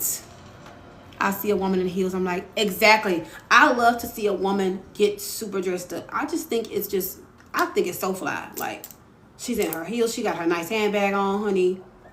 Her hair is looking good. She got her little makeup popping. I love it. Nice outfit. Just beautiful. Just head held high, nose in the air. I absolutely love it. I'm like, that's a boss bitch right there. That's when I see a beautiful, gorgeous woman I may not say it out loud, but in my head, I'm like, she's stunning. Like, yes. Sometimes I may even go up to a woman and give a compliment. I'm very careful about giving women compliments now in my life because women don't typically know how to take compliments. So they'll just look at you crazy or just not respond at all. So I just don't. Like, in some cases, I just don't. If I feel the energy is right and I can go up to the woman and say, excuse me, I just want to let you know you're looking pretty today. I don't do that all the time, though, because some women they're not right up here. So I just look and be like, oh, she looks really pretty. And I just leave it there. Right.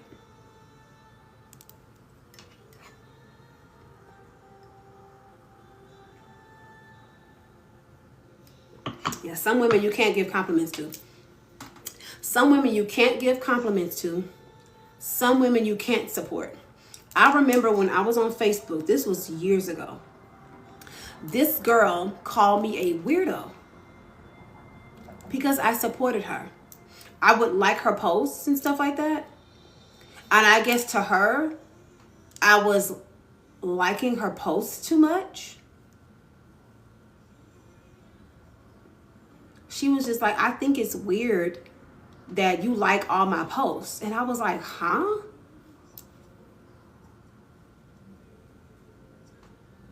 I blocked her because I'm literally supporting you and I'm being called a weirdo because I like your posts whenever I see them. Or I make a comment like, ooh, this looks good. Or like, cause she was another spiritualist. So I would comment like on her, some of her, what she did, like tarot and stuff like that. I'm interacting and engaging and you're calling me a weirdo. And then she said something about me being a fan. That's why I blocked her. She called me a fan. Cause I'm like, bitch, hold on. Calm the fuck down. Relax. I'm a supporter. I'm not like, this is why I'm so careful with how I engage with women. Especially online. Right. I was just like, wow, am I being a weirdo because I'm supporting a woman? So now I'm very careful. Just like, I'm going to show love and I'm going to be genuine, but I can't cross a certain point because she'll think I'm trying to copy her or ruin her fucking like platform or something. Like, I can't. Like, I'm not the type of person who thinks the entire world is out to get me. I don't think like that. I understand. I have a level of understanding about people and how people are outrageously insane out there. But it's just a healthy knowing. I don't think the entire world is jealous of me or they're trying to take something from me. I don't live my life. That's paranoid and psychotic. That's crazy. I don't live my life like that. Like, I have a healthy skepticism about people, but not to the point of you like my post and I'm giving you the side eye. Like, that is so crazy. That experience right there, I was like, yeah, you can't give a bitch a compliment or nothing because she'll just, I don't know. It'll just go. I was like, really? Y'all, I have had some very interesting encounters with women throughout my life. And that is why I am the way I am now. I know my mission as far as helping the women that are supposed to be in my community. And I just keep my eyes on the prize. Like, anything outside of that, I can't. I just don't.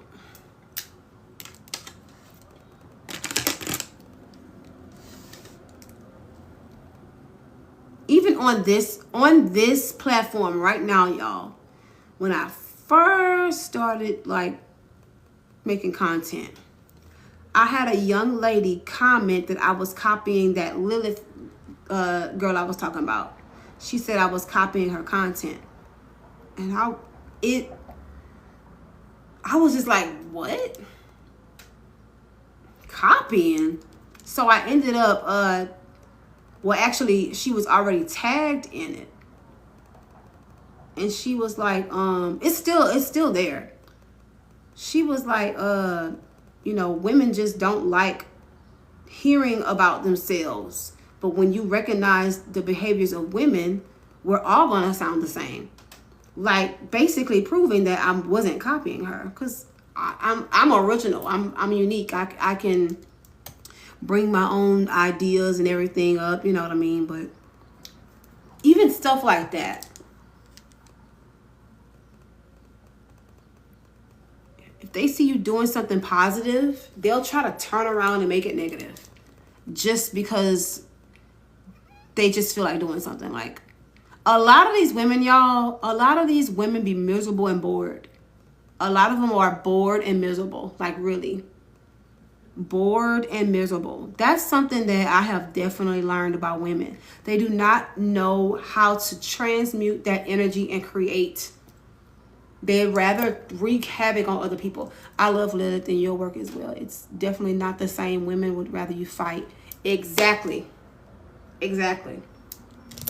Exactly. And I have a lot of respect for Lilith. I just couldn't see myself doing something. I have a lot of respect for her. So I just, that's just insane to me. But yeah, a young lady got on my video and said I was copying her content verbatim. And I was like, what? Like, what are you talking? I've been working with women for years. What are you talking about? Are you serious, dude? But they'll just like wreak havoc on you in your life because they have nothing else going on. Child. And we got bad representation like baddies. Thank God it's canceled. Listen, I cannot watch shows like that. I just can't do it.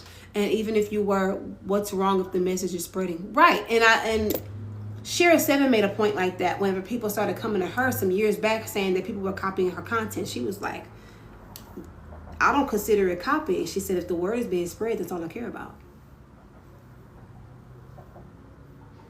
Yes, Rennie, it's very degrading. I do not enjoy seeing women do stuff like that. I don't enjoy it.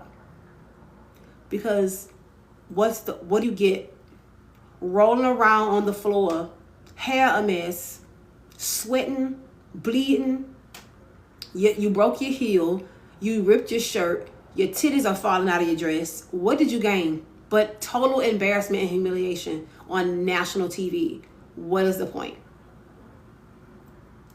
I feel like that's just all for $1. Right. Like what and it's like, if you're not into stuff like that, you think you're better than people, or, well, you wouldn't fight in real life anyway because you're scary. And that is just so childish. Most women are very childish. I don't want to see people, I don't want to see women do that to each other. Hey, Corey girl. Yeah, I don't get joy out of seeing women. I don't even like watching stuff where women are arguing. I don't like it. Now, there are some clips out there that replay from years ago and stuff that's the line or the bar is just funny. But I typically don't like to watch stuff like that. Ooh, especially Jocelyn's Cabaret. I cannot stomach that show. I can't stomach it. I just can't do it. Because, bitch, I wish you would talk to me like you fucking crazy. I don't see myself allowing another person to talk to me like that. I don't even let my mama talk to me crazy. I don't even let my mama get out of hand with me. You think I'm gonna let you get out of hand? Really? I just love you when you're... Thank you, Kim. That show be too much. Yes, it does. I can't do it. I can't do it. I just can't. Jocelyn talks to these women like they're nothing, and they allow it. And I'm just like, girl, stand up. Stand up for yourself. Why are you allowing this woman to bully you and mistreat you? And this is what I said. This is why I said women are just disrespectful by nature. I'm new here, but I'm loving your content. Thank you, honey. Listen, my mama don't even do that. It's baby, Amber Rose was like, oh, bitch, you got the right one on the right day. You got the right one on the right day, honey. Oh, no, ma'am. Oh, no, ma'am. She met her match that day with Amber Rose. Amber Rose was not having it. Amber Rose was not having it. Oh, no, ma'am. You ain't been... Girl. It's attention thirsty, right? Because even at my job, because I'm in management, but then you have other managers above me. I even have to tell them to kind of watch. I'm able to take direction, right? I can take direction, a woman being direct with me about something, But then there's this level of respect that you have to have for people, and a lot of women don't have it. So you have to let her know that, hey, I respect you in this position, but you will not talk to me like that. You know what I'm saying?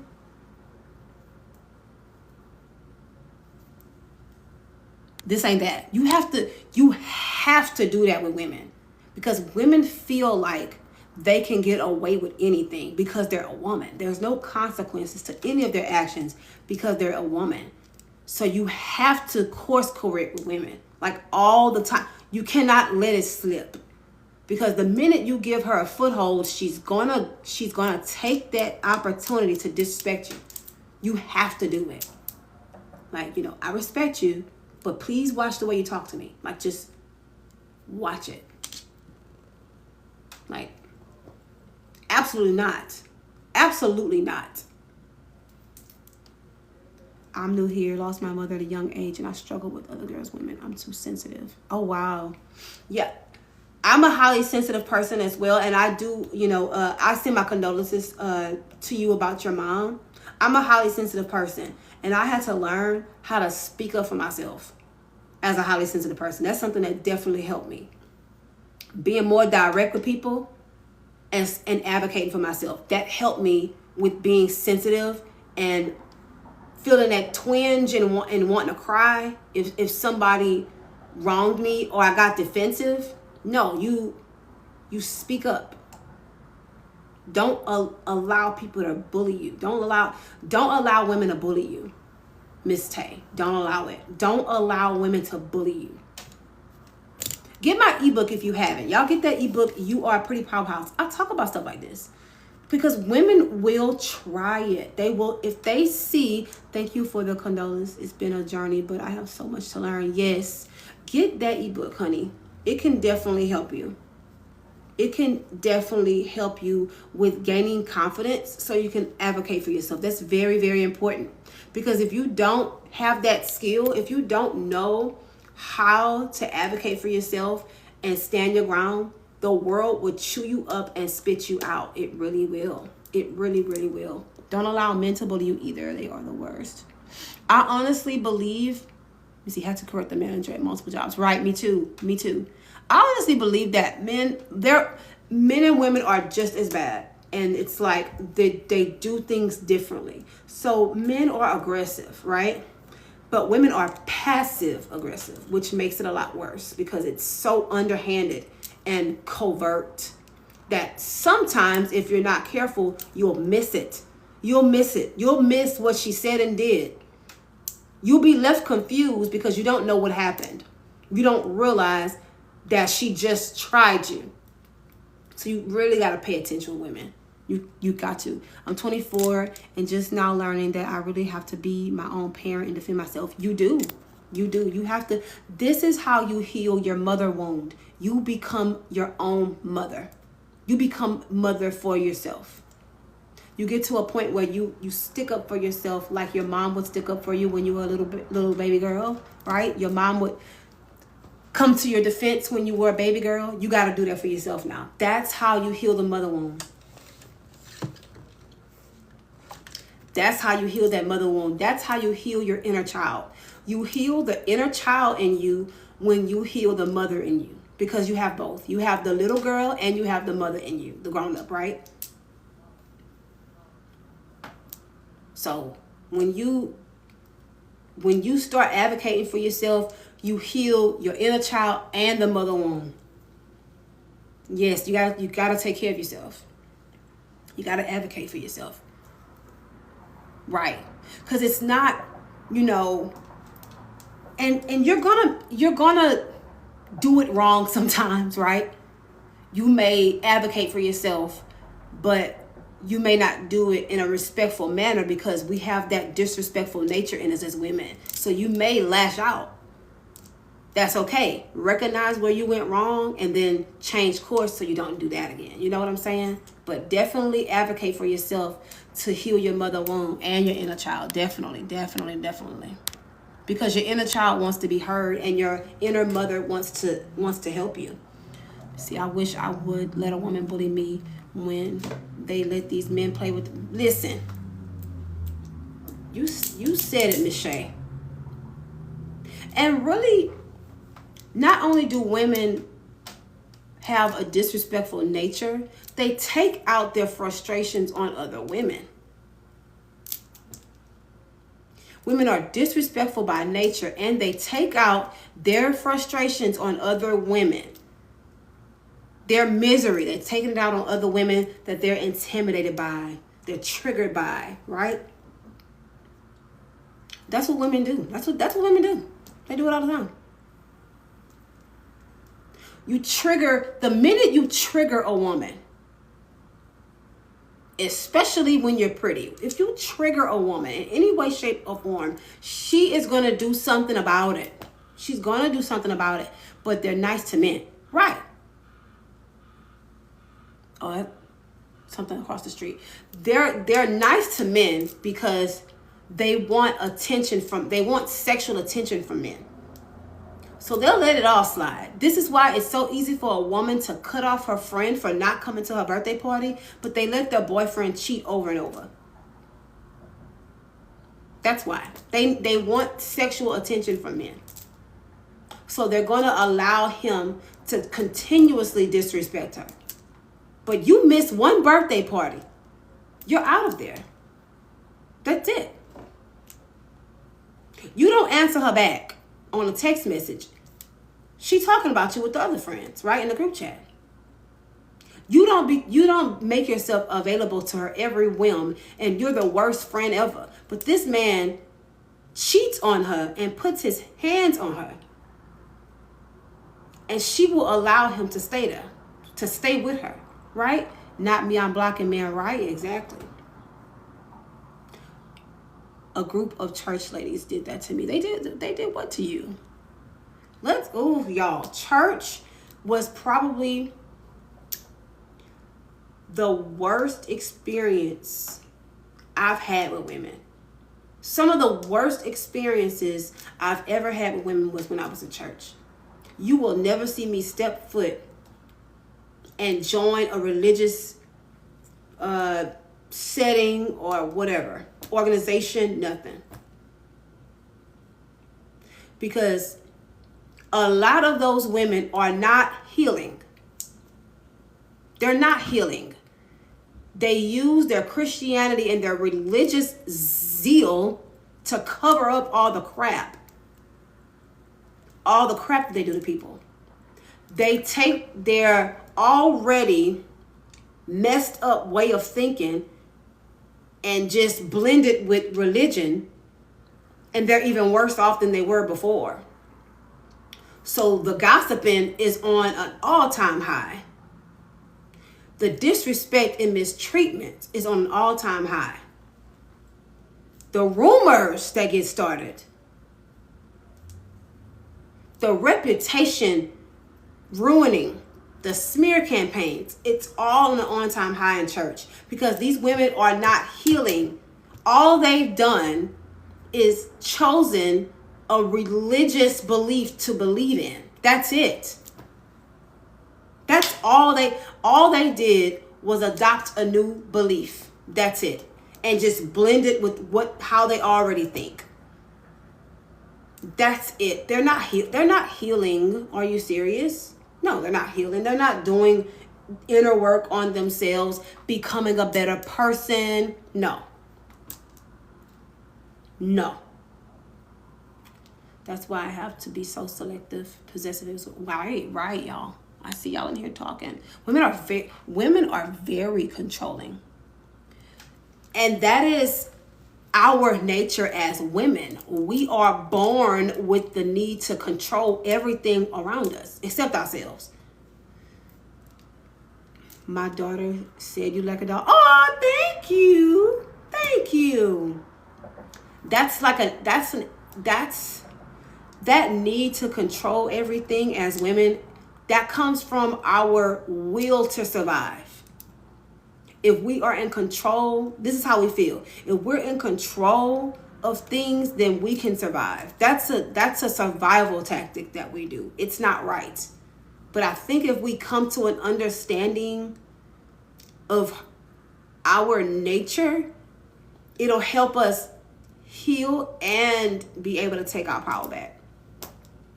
Because if we can recognize it in other people, we can definitely recognize it in ourselves. So, but women are very controlling. That is 100% true. This is why I no longer do spiritual work for women. Because every time I get a call to do root work, it's because some woman wants to dominate a man or to make her relationship work. It's never about inner growth. It's never about inner peace. It's never about healing from trauma. It's always about a man. Usually when women get into spirituality or religion, it is about a man. Usually. If she's into religion, Christianity, Muslim, whatever, right? She's into this religion, this religious organization. It is for her to try to clean herself up to get a man. Or if she's more spiritual and decides to practice Ifa or voodoo or hoodoo, root work, things of that nature, conjure, right? Santeria, stuff like that. It is for her to get a man. Everything women do is about men. Everything. This is why I've stepped away from a lot of the stuff I used to do for women, because it was all about men. I had this one young lady who was one of my best clients. And she was already successful. But when I would do her money rituals for her, I did like weekly money rituals for her. She would close these $50,000, $70,000 deals with people just with her line of business. She was getting checks from out of nowhere from stuff that happened years ago. All this success that this lady had, her downfall was the men she chose that would ruin her life, and she needed my help to clean it up. Do y'all know how draining that is? It's every 6 months. It's a new guy that you've allowed in your space, in your home, around your kids, ruining your life, just derailing your entire life. Or I would get calls, about men that, women wanting their man to stop cheating on them. What ritual can they do to get the man to stop cheating? What can they do, to get pregnant for the man that's been cheating, but she want to make the relationship work? And I remember one call was like, why would you want to be with somebody that does this to you? Hey, Kia, why would you want to be with somebody, thank you, that does this to you? Why would you want to have a child with someone that is doing this to you? I love him. Can you do it? Look, I'm about to pay you right now. I'm about to send the money right now.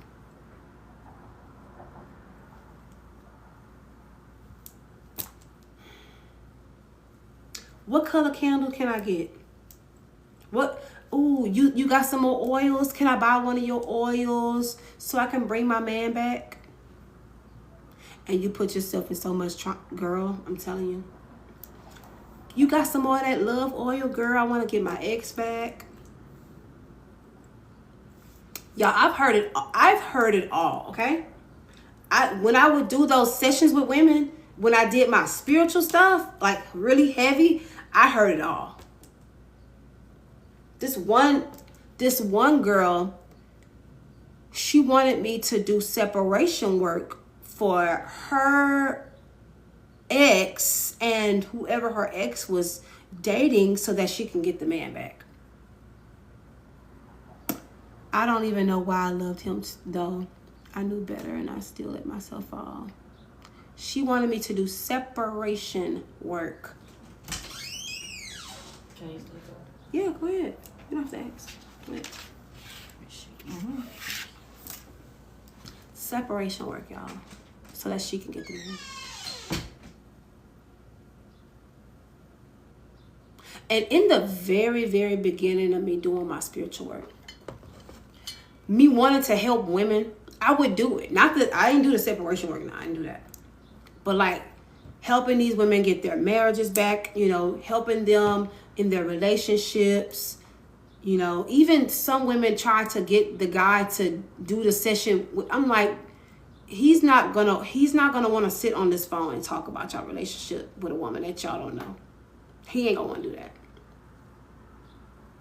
When I got to a point where I got really tired of everything being about a man, I just stopped. It's certain stuff I stopped doing because number one, it was very draining, and number two, it was just like these women were just not learning. They would rather pay me hundreds of dollars to try to fix a broken situation instead of just getting out of the situation. Using the money they would have paid me to get out of that situation. I told this one girl, I said, you would rather pay me this money to fix this relationship with this guy who don't even have the money that you're trying to give me. He can't even afford to pay for what you about to pay for. He can't afford it. But you want this relationship to work so bad that you would rather give me that money so that I can do my root work to help y'all relationship. Are you serious? I had to tell that young lady that. I want to say that particular, was it 200? It was something like that. I was like, this guy has no car. He didn't have a car, y'all, a job. I'm not making this up, y'all. I'm not making any of this up. This stuff actually happened. This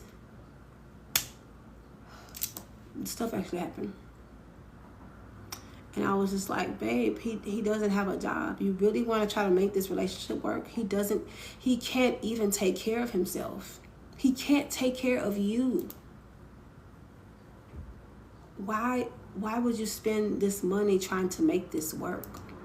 This one girl, I remember, wanted me to do domination work on this man that wasn't her man, by the way. He wasn't her man. She was sharing him with some other woman. And I was just like, oh my God, y'all. You see, good on you, even if she doesn't see it as help does. Girls, wake up. We deserve so much more. Yes, we do. We do. That is embarrassing. Y'all, I used to, the amount of love work and courthouse work I used to do for women because they either wanted to get that cheating man back or get him out of jail. Y'all, these women was paying money to get these men out of jail. And my stuff is foolproof. I can get anybody out of jail. With the root work that I do, I can get them out. Them women was paying money to get the men out of jail.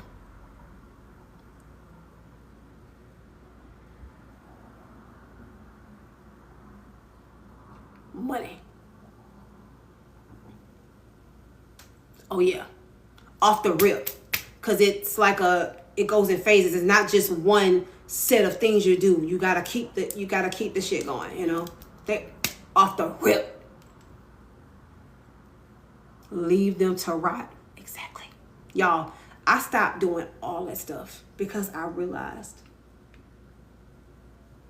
that I was helping perpetuate the toxicity and the dysfunction between men and women.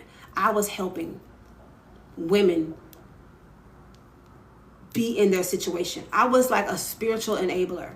I stopped. When I got to that point, when I came to that realization that I played a part in these women, in their own demise with these men by doing this spiritual work for them, I left it alone. I'm like, I know. And not very many spiritualists out there are going to do that. They're not going to do that. They're going to continue to take your money.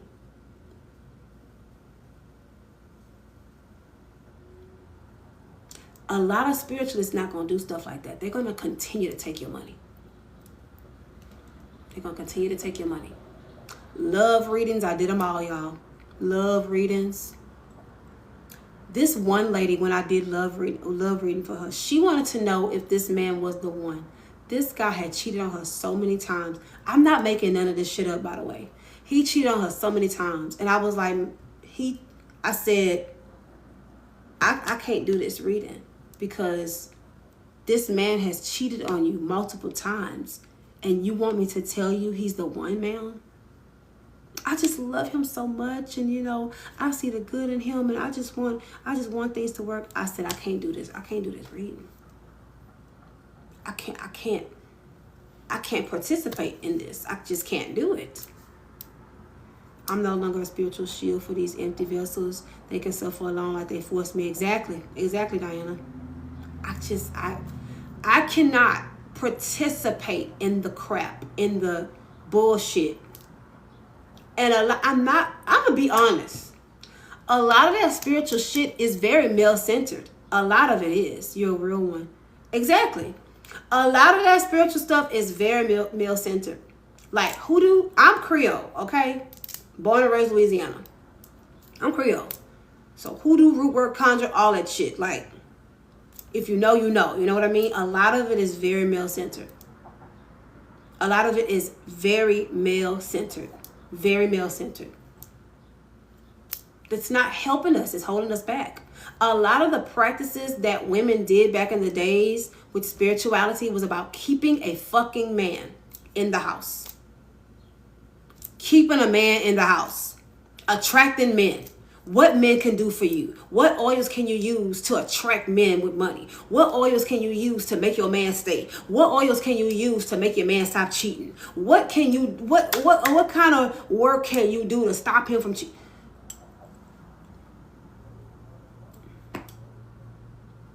I got so sick of it, y'all. Makes you wonder if all guys cheat. Child, that's karma on me when I put myself in other people's stuff. I love my solitude. I'll talk to the trees. Miss Diana, I'm right with you. Because I can't do it. I just can't. Spell work to make your man stop cheating. Spell work. I've never done this. I've never done this, what I'm about to say. But spell work to do separation on the guy you want and his new woman, or to have that woman have a miscarriage. There is stuff like this. Miscarriage spell work. So that the other woman can have a miscarriage and come back to her. This is the type of stuff I'm talking about. Never dated men, but I've heard. These women are willing to do the strangest things to keep men around. It is so out of this world and unhinged, y'all. Like, really. Women would rather put all of their attention and focus on keeping a man than to heal themselves. Than to go in here. When I left my situationship, my guy did a love spell for me to come back, but now we're separated. Oh, men are very, very hip. They're very hip to, root work and stuff. Don't ever underestimate a man. They know this stuff, y'all. They know. Spell work in church is making the pretty girls feel bad about the clothes they wear. Oh, that's very much witchcraft. Absolutely, Miss Brandy. Yep. Bad mouthing people, gossiping, backbiting, that's witchcraft right there. And it happens in the church all the time. If it's not meant, nothing will work. Right, exactly. But when I would do these sessions and readings and stuff, the women just did not want to hear it. It's much easier to just take the money, right? She's going to offer you $300 to do this root work and this reading. It's easy to just take it because you trying to give her advice and tell her that that's not the guy. You may want to just focus on yourself. They don't, nope. And it doesn't matter. You decide, hey, I can't do this work for you because I don't stand by it. They're going to find another spiritualist to do it for them. He paid a person to do a spell, yet didn't do his inner work, is why we didn't work out. I learned the lesson and became stronger. I want that for my fellow sisters, even if they hate me, right? They're going to hate you. They are going to hate you. When you try to tell a woman the truth about men and the truth about themselves, they will not like it. They will prefer you to lie. They prefer you to lie and just be like, oh, he just has to do some inner work. He has to just change. He'll come around. They would rather hear that and then pay you hundreds of dollars to fix a broken relationship rather than focus on the self. It's very crazy. It's crazy. That's a major reason why I stopped doing a lot of my spiritual work, is because a lot of it was very male centered. People always spill the tea on their business to me, to those so I'm gonna say it, right? Let me see. They don't, hold on, let me go back. They don't like it. They don't like to look within because they see most of the problem. Yeah. You are absolutely correct, Ms. Brandy. That's absolutely correct. If you don't learn how to take personal responsibility for your choices and the things that happen in your life, you will never ascend. You have to, it takes personal responsibility. A lot of women like to consider themselves a boss. Like, I'm a boss, bitch. I'm a boss. I'm a boss. I'm a boss. I'm a queen. I'm a this. But you don't take personal responsibility. So you are a child. You are a child. You are a child in a grown woman's body. Until you learn how to take personal responsibility for your life and make yourself accountable for your choices, you will never ascend. Never. You just won't. It just won't happen. And a lot of women don't want to do it. They just don't. Because it's too hard. Because staring yourself in the mirror and realizing that you play a huge role in your own demise, that is tough. That's tough. I had a friend tell me, oh, you'll be where I'm at one day. Like, excuse me? I'm not, child. Hey, friend. Child. I'm wearing blue. You wearing blue, girl? Right. The nerve of her to tell her something like that. Like, that's crazy, right? That's crazy. You'll be where I'm at. No, the fuck I won't. I know better. Excuse me? I know better.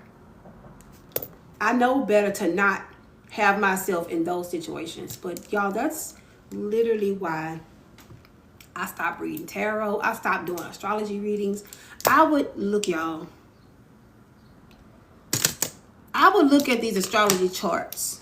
Like, when I used to do astrology readings, she would send me her information, his information. And, you know, there's things called like the composite charts and stuff like that. The charts that help you see if that person is in sync with you. So many different things that are so incompatible with her and the guy, and she still wants to see how it's going to end up. Like, oh my God.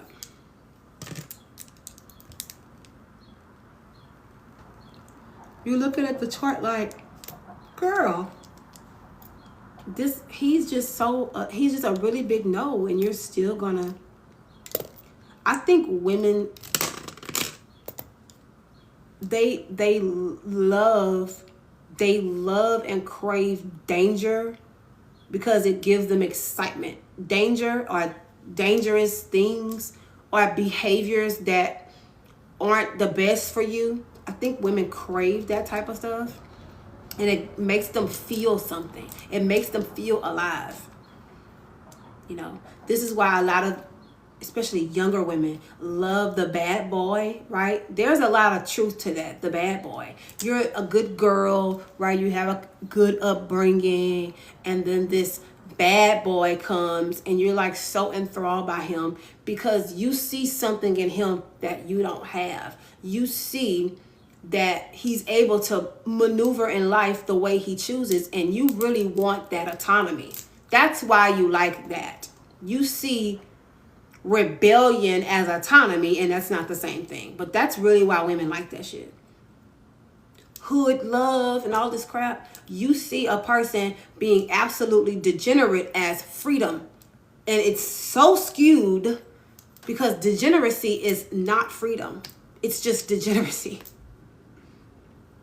That was perfectly put. That's what it is. They see degeneracy rebellion and dysfunction as freedom, and it's not. It is maladaptive. I'm happy you hear Goddess Love. That's exactly what it is. And women, I really believe it's very important for women to see and understand that the freedom and autonomy that they truly desire, it's already in them. It's found in self-control, though, not recklessness. Because our true nature as women, as divine feminine energy can be either of two ways. It can be very destructive, or it can repair and restore, right? But our true nature is to destroy, and we destroy to rebuild. That's our true nature. But women can't ascend from destruction. They just stay in destruction. They don't ascend past it, right? So this is why women crave drama. They crave dysfunction. They crave toxicity, because it takes a lot of inner work to ascend and go beyond that. It takes a lot to have self-discipline. If women mastered discipline, like self-discipline, they can go very far in life. But it's hard. It's hard. It's hard to discipline yourself as a natural destructive being. That makes a lot of sense. Yes, it's in our emotional control, right? We need it. We need emotional control as women. We absolutely need it. It is the number one thing that can help us make decisions, to cultivate friendships and relationships, make better choices, be better leaders, right? Working together with other people, right? We are naturally destructive beings. Naturally destructive. Think about when you got absolutely irate. That's what I'm talking about. When you got absolutely angry and you wanted everyone around you to feel that anger, or to feel what you were feeling, or the moment you wanted to seek revenge on a person. That's what I'm talking about. That energy, that's our natural energy as a divine feminine. Divine feminine energy is naturally destructive. Naturally. That's in us. We have to learn how not to be like that. We have to learn how to put a restraint on things so that we can ascend. We have to. As a collective, we have to do that. We have to. It's very, very, very important. If you don't control your emotions, you'll never keep a job. You'll never make money. You'll never have a successful business. You'll never have a successful relationship. You'll never have friends, your family members. You'll be absolutely alone if you don't learn how to control yourself. You have to control yourself. You have to control your emotions. You have to control your urges, right? I was talking about that the other day in my stories, how sexual discipline is vital, especially when you're pretty. You need to take the pussy and put it on ice, like chill. Like, women like to say that men are very sexual. Women are very sexual beings. You represent the cosmic womb. You represent the ethers, the void. You are the divine feminine, the embodiment of God consciousness, creator of all living things. You don't think you're a sexual being? Hypersexual being at that? You have to control that. Men feed off our... Yes, they do. Yes, they do. And this is why it's so important for women to just hold it. Because your sexual energy is creation energy. This is why we're able to literally bring life in the world. That energy is there for you to create. So you don't have to use that energy to create children. You can use it to create businesses, empires, right? Infrastructures for women to develop and grow. That is what we're here for. We are here to empower and make the world better. But we don't know how, because we can't get past our destructive nature. We can't evolve past it because it feels too good. It feels good to be bad. It feels good to the senses. Our being a sensual person is all about the senses, how it feels. Hey, Paris. So it feels good to do degenerate shit, right? It feels good to let out all your anger, right? Or to just be absolutely disrespectful. Get loud and that shit, it naturally feels good. It naturally feels good. It's not good though, because you're left with consequences. And as a woman in this society, we don't really deal with too many consequences, right? Because we're women. It's just different. The world treats women differently. So that's why punishments are not as harsh, because we're women. So this is why it's important for women to have more control. This is why it's important for women to heal and to evolve and grow and learn and ascend, so that when we are in proximity with each other, we can actually do some shit. Like, we can really do powerful things, because we're all powerful beings. All of us are.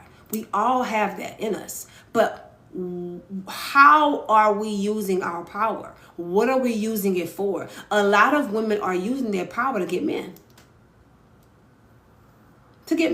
Men and, get our needs met, survival, everything that has to do with the lower half of the body, lower chakras, lower states of consciousness. It's nothing going upward. Why do all women hate me though? Like, how do we as women come together? We're doing this right here. We come together by building communities like this. My nose ring is driving me absolutely crazy. We build communities like this. Those of us who have a calling to help women, we answer the call. We answer the call and we build communities like this. And we talk about things and we grow from each other and we learn from each other. And we recognize our mistakes. We recognize our, the things that we do really well.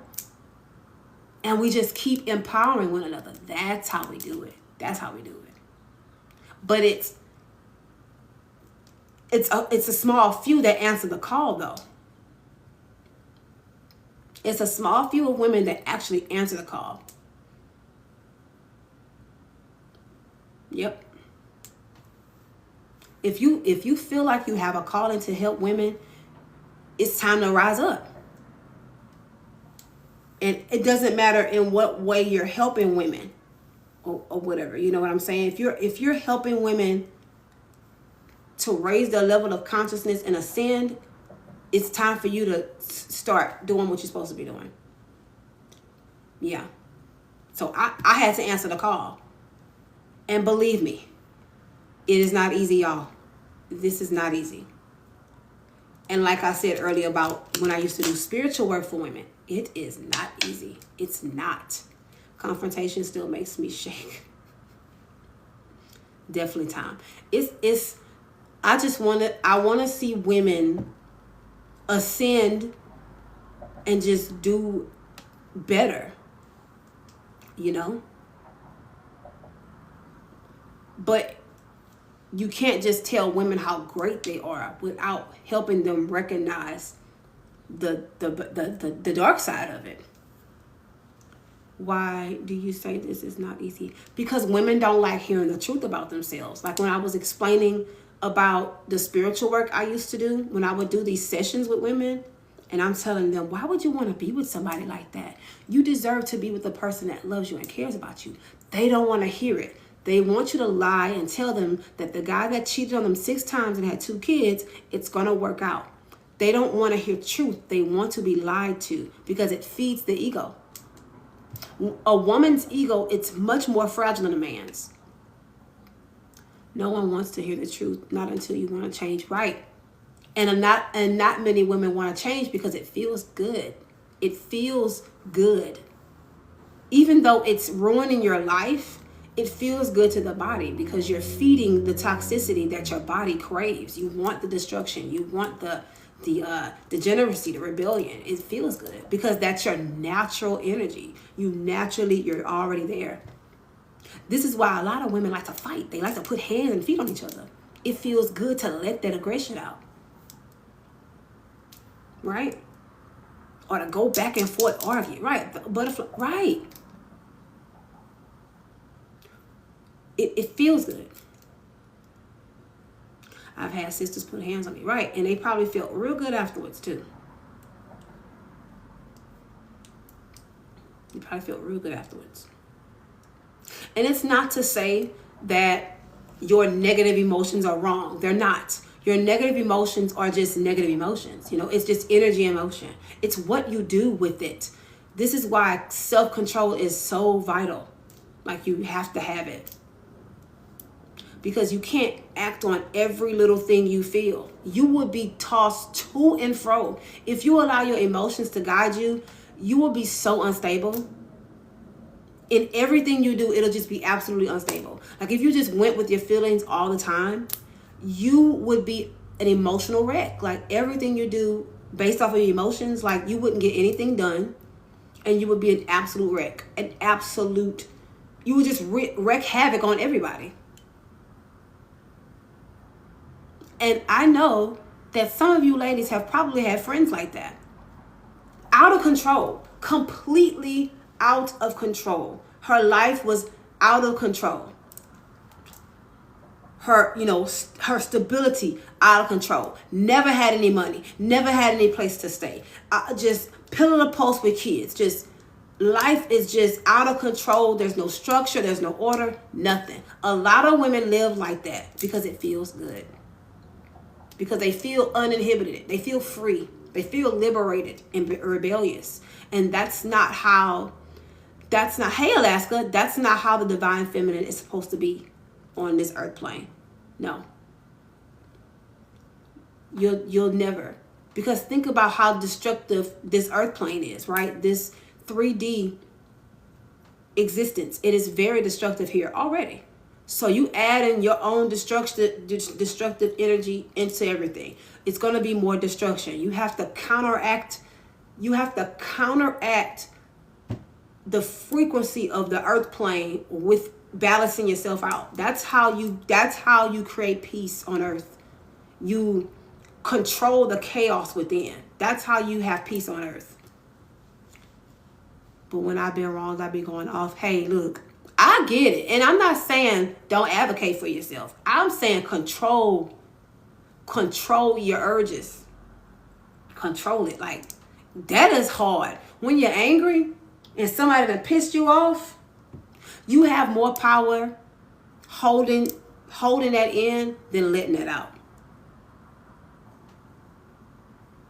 Control the chaos within. Control it.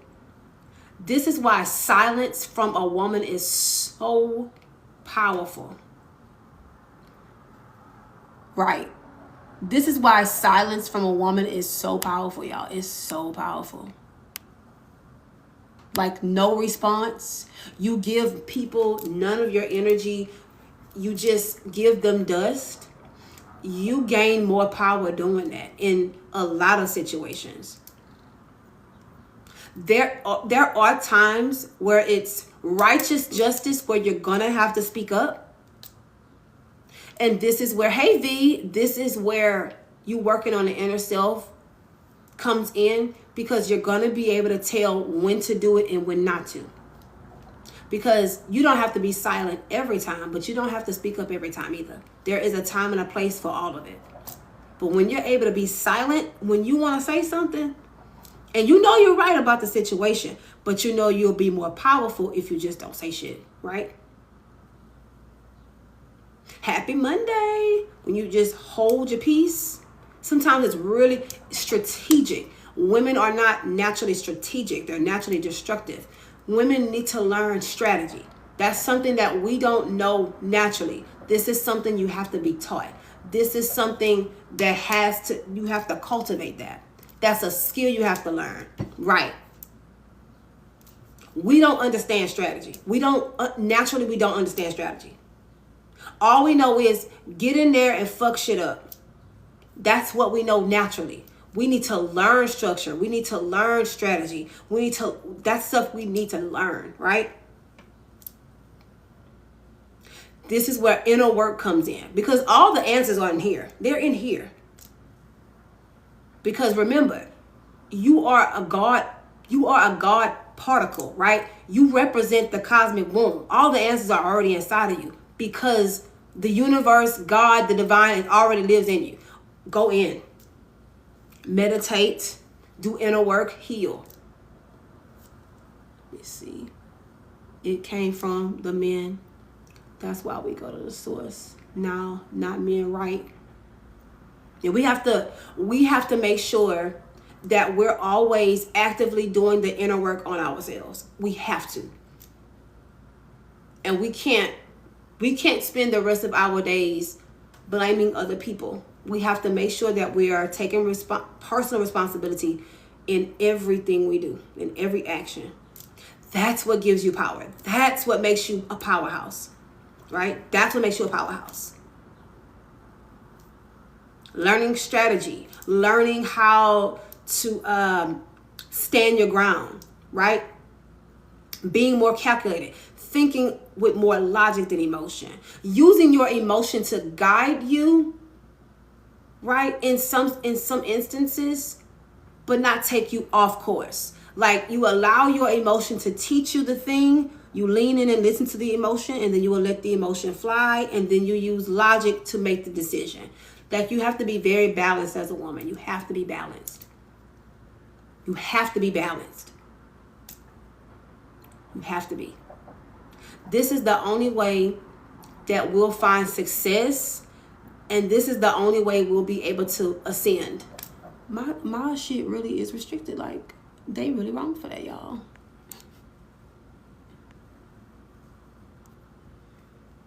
They really wrong for that. They really wrong for that. Your life contains themes that some may find uncomfortable and has been restricted.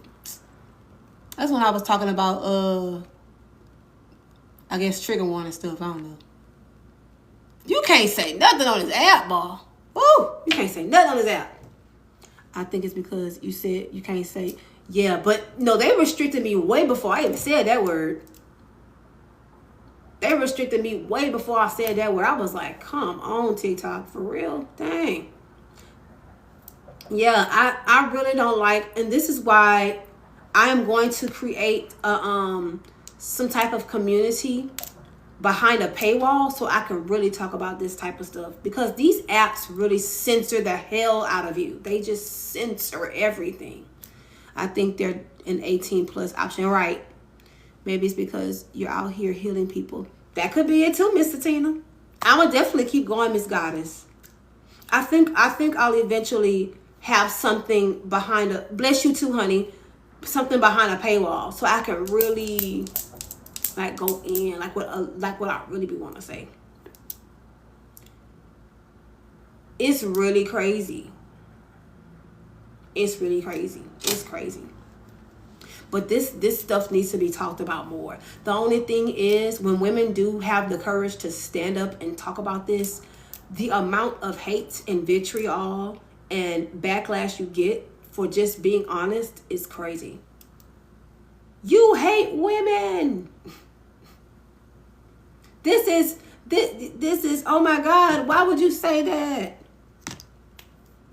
This is a stupid conversation. No.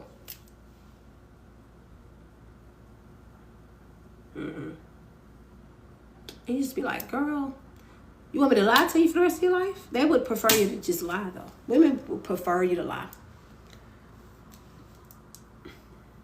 I don't answer women when they say, do I look fat in this? Because what you really want me to say is, tell me I look good in this outfit. You don't want me to tell you if I think you look fat. You don't want to hear the truth. And then if I tell you, you look great, you're going to be like, I don't believe you. Why did you ask me then? Why did you ask me that? If you, in your mind, already think I'm going to tell you something that you're not going to believe, why would you even ask me the question? Just say, tell me I look good in this outfit. Just say it. You know? It could be something as little and small as that. Women want to hear the lies. They want to hear a guy that doesn't love them tell them that he loves her. Tell me you love me. Just tell me. You ain't got to mean it. Just tell me. While they're doing it, they want the man to tell them that he loves them while they're doing it.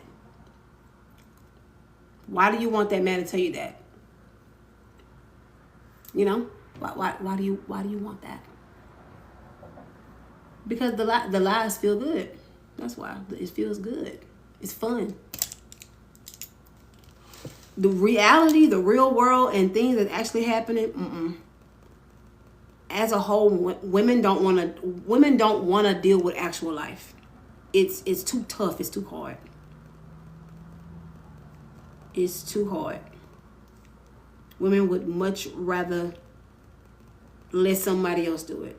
Find somebody else to do that. I ain't doing it. That's what women would rather do that. Find somebody else to do this, honey. This is too much. I can't do this no more.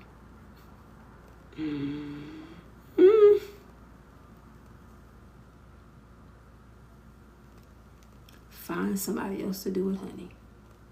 Let's see. Ooh, child, it's 6 o'clock. I didn't even know it's 6 o'clock.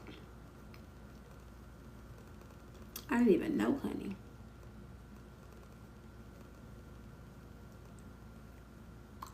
Lack self-love.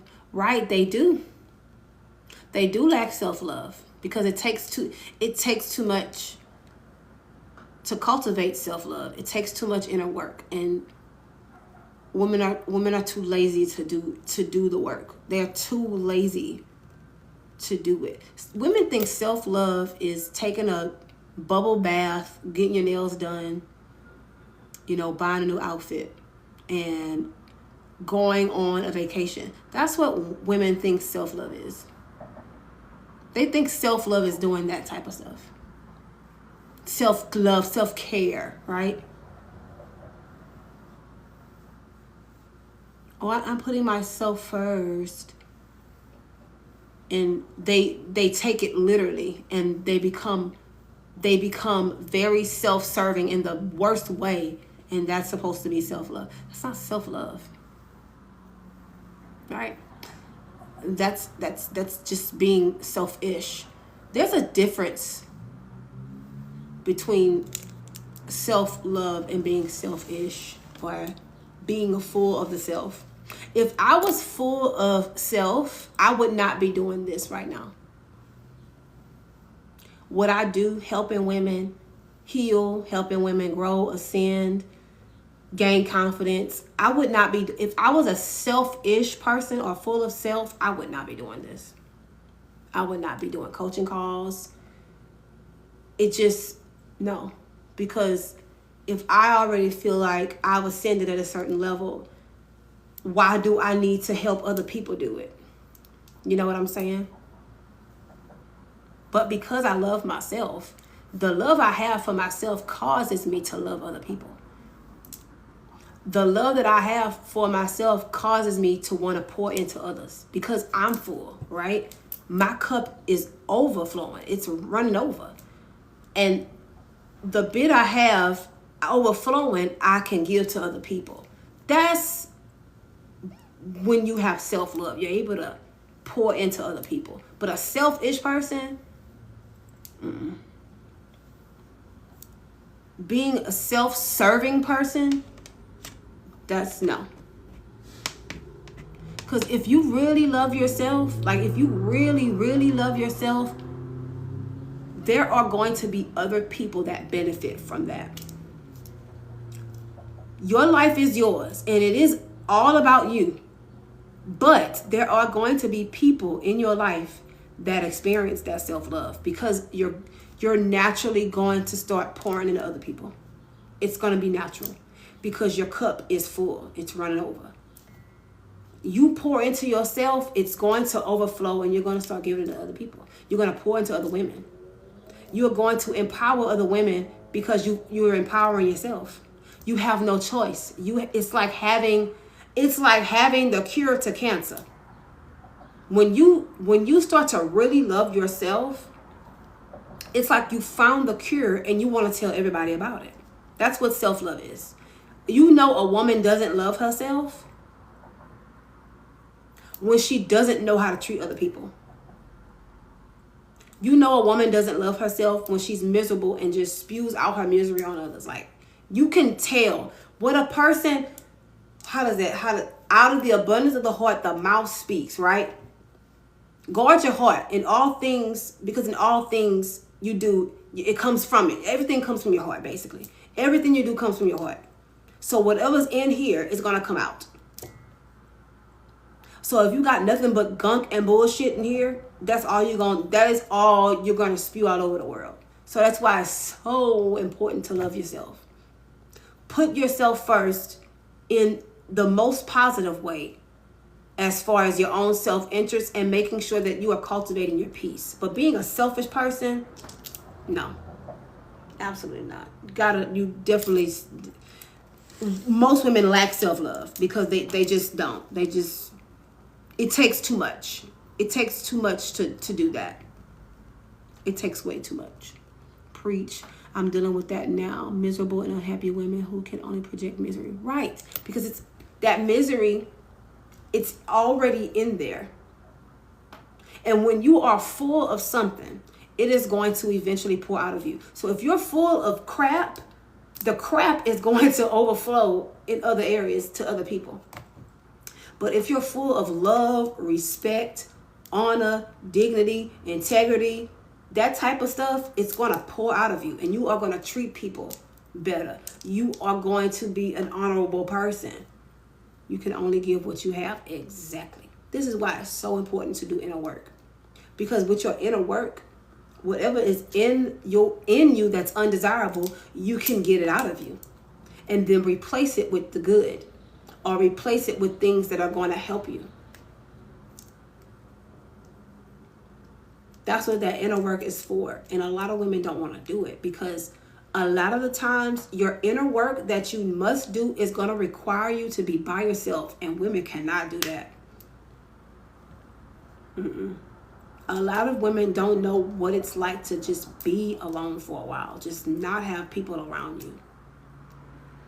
Because being alone, that's really the only way you're going to hear what's really going on the inside of you. And if you have to have people around you at all times, whether it be a man that you're messing with or just having a bunch of friends around you, you can't hear what's going on in the heart. So you miss it. Entrepreneurship will have you in your alone phase, right? Because you're hyper focused on a goal. Entrepreneurship is one of those things that I truly believe you learn yourself. When you become an entrepreneur, you learn so much. It's like a spiritual experience when you become an entrepreneur because you are in the line of service. You are serving other people. So you have to straighten up all the crookedness in yourself in order to be able to serve people. Yes. Yeah. Being an entrepreneur is a spiritual experience, in my opinion, because you learn so much about yourself. You learn so much about yourself because you're in. Oh, hold on.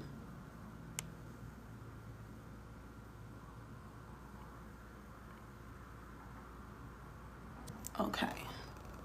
They was trying to end the live, but you're in a line of work that has to do with serving other people. So entrepreneurship is a great way to cultivate your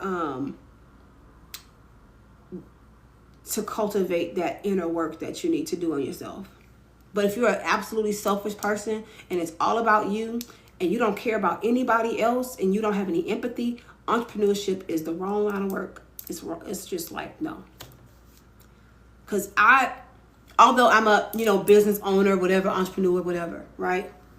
I am still a servant. My line of work is serving other people.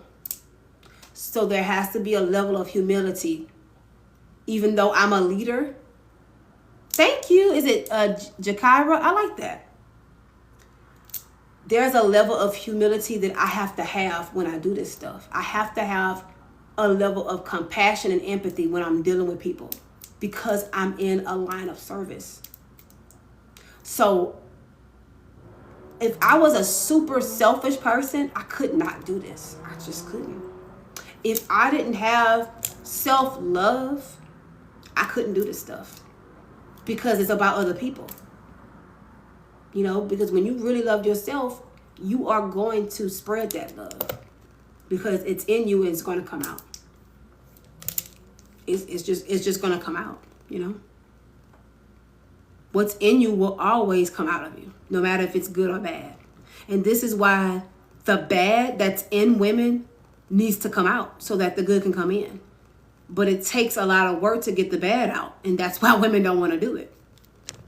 That's why women would rather stay in their toxicity, in their misery, in their despair, in their sorrow, and just in their really, really low vibration. You know? Have y'all ever looked around and realized how low vibrational a lot of women are? Just as a whole, really pay attention.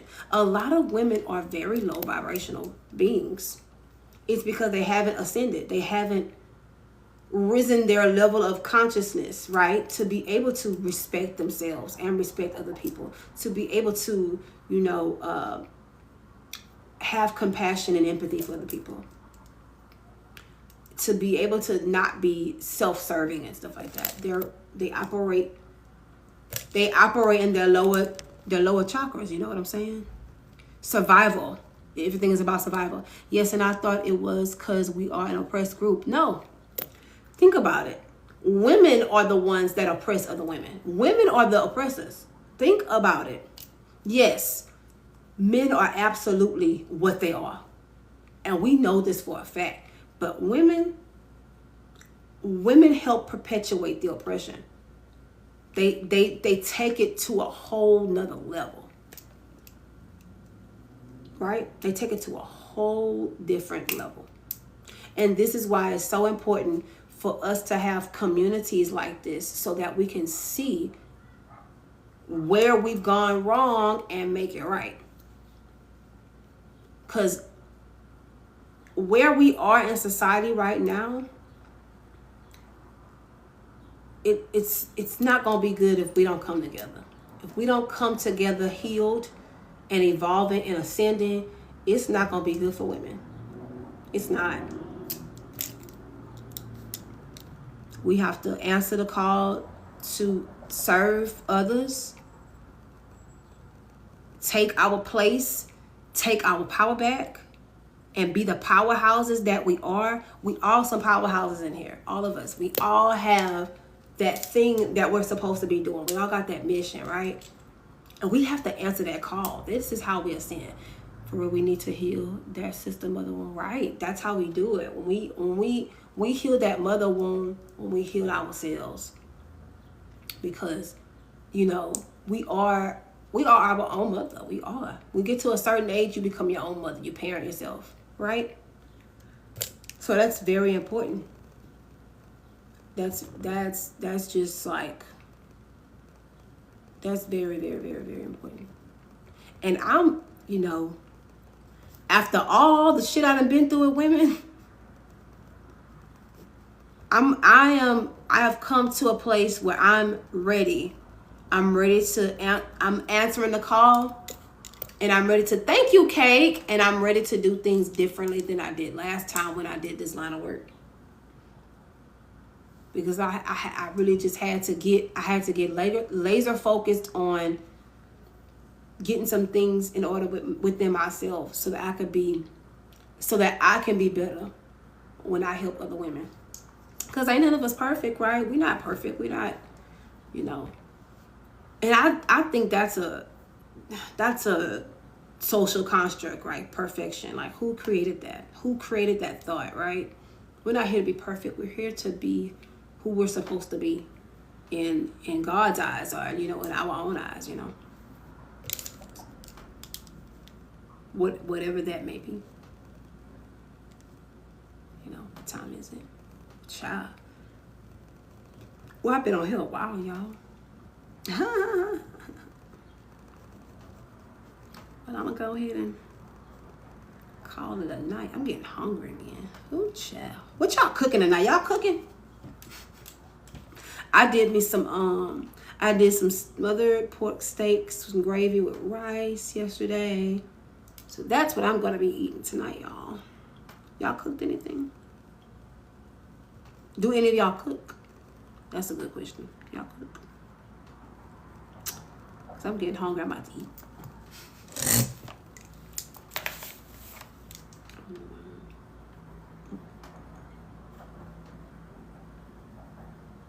Y'all must don't cook, honey. See, just stopping by to say hello. Just found your content yesterday. Thank you, Kate, girl. Yeah, we've been in here a minute, girl. We've been in here a minute, just talking, chopping it up, you know. But I'm about to head out in a bit because I'm getting a little hungry. But y'all go ahead and grab my ebook if you haven't already. You Are a Pretty Powerhouse. Or if y'all need coaching on anything in particular that you're going through, or things that you just have questions about, y'all can book a call with me and all that jazz. Yes, girl, get some food, girl. I'm hungry. Come on, give me some of them good old smothered pork chops. I mean pork steaks. They're smothered pork steaks. I love y'all. I'm glad y'all came. We almost at 50K. Girl, we got 49.2K likes. What is that? Oh, you about to read? Oh, what you reading, girl? I need to open one of my books up and read. It's been a while since I sat and read because I be so busy doing other stuff. And then writing my own ebooks at that. Lord Jesus. Your book. Yay! Yeah, y'all go get that book. Y'all go get You Are a Pretty Powerhouse. Y'all go get it. It's only $15. That's it, girl. $15. $15 investment to you gaining your confidence, learning personal skills, and taking your power back. I love y'all. I had fun as usual. We always have fun in the live. We always have a good time in here. It's always good, real, raw conversation. I love y'all feedback. I love when y'all talk amongst each other in the chat. I absolutely love it. I have so many different things that I want to do for the lives in the future to make this experience even more fun. So I'm gonna always be doing stuff to kind of switch things up. Y'all see. But I love y'all. Grab the book, You Are a Pretty Powerhouse. Or book a coaching call with me. I'll be more than happy to help y'all. I love you guys. And y'all have a great rest of your day, all right? Bye, y'all.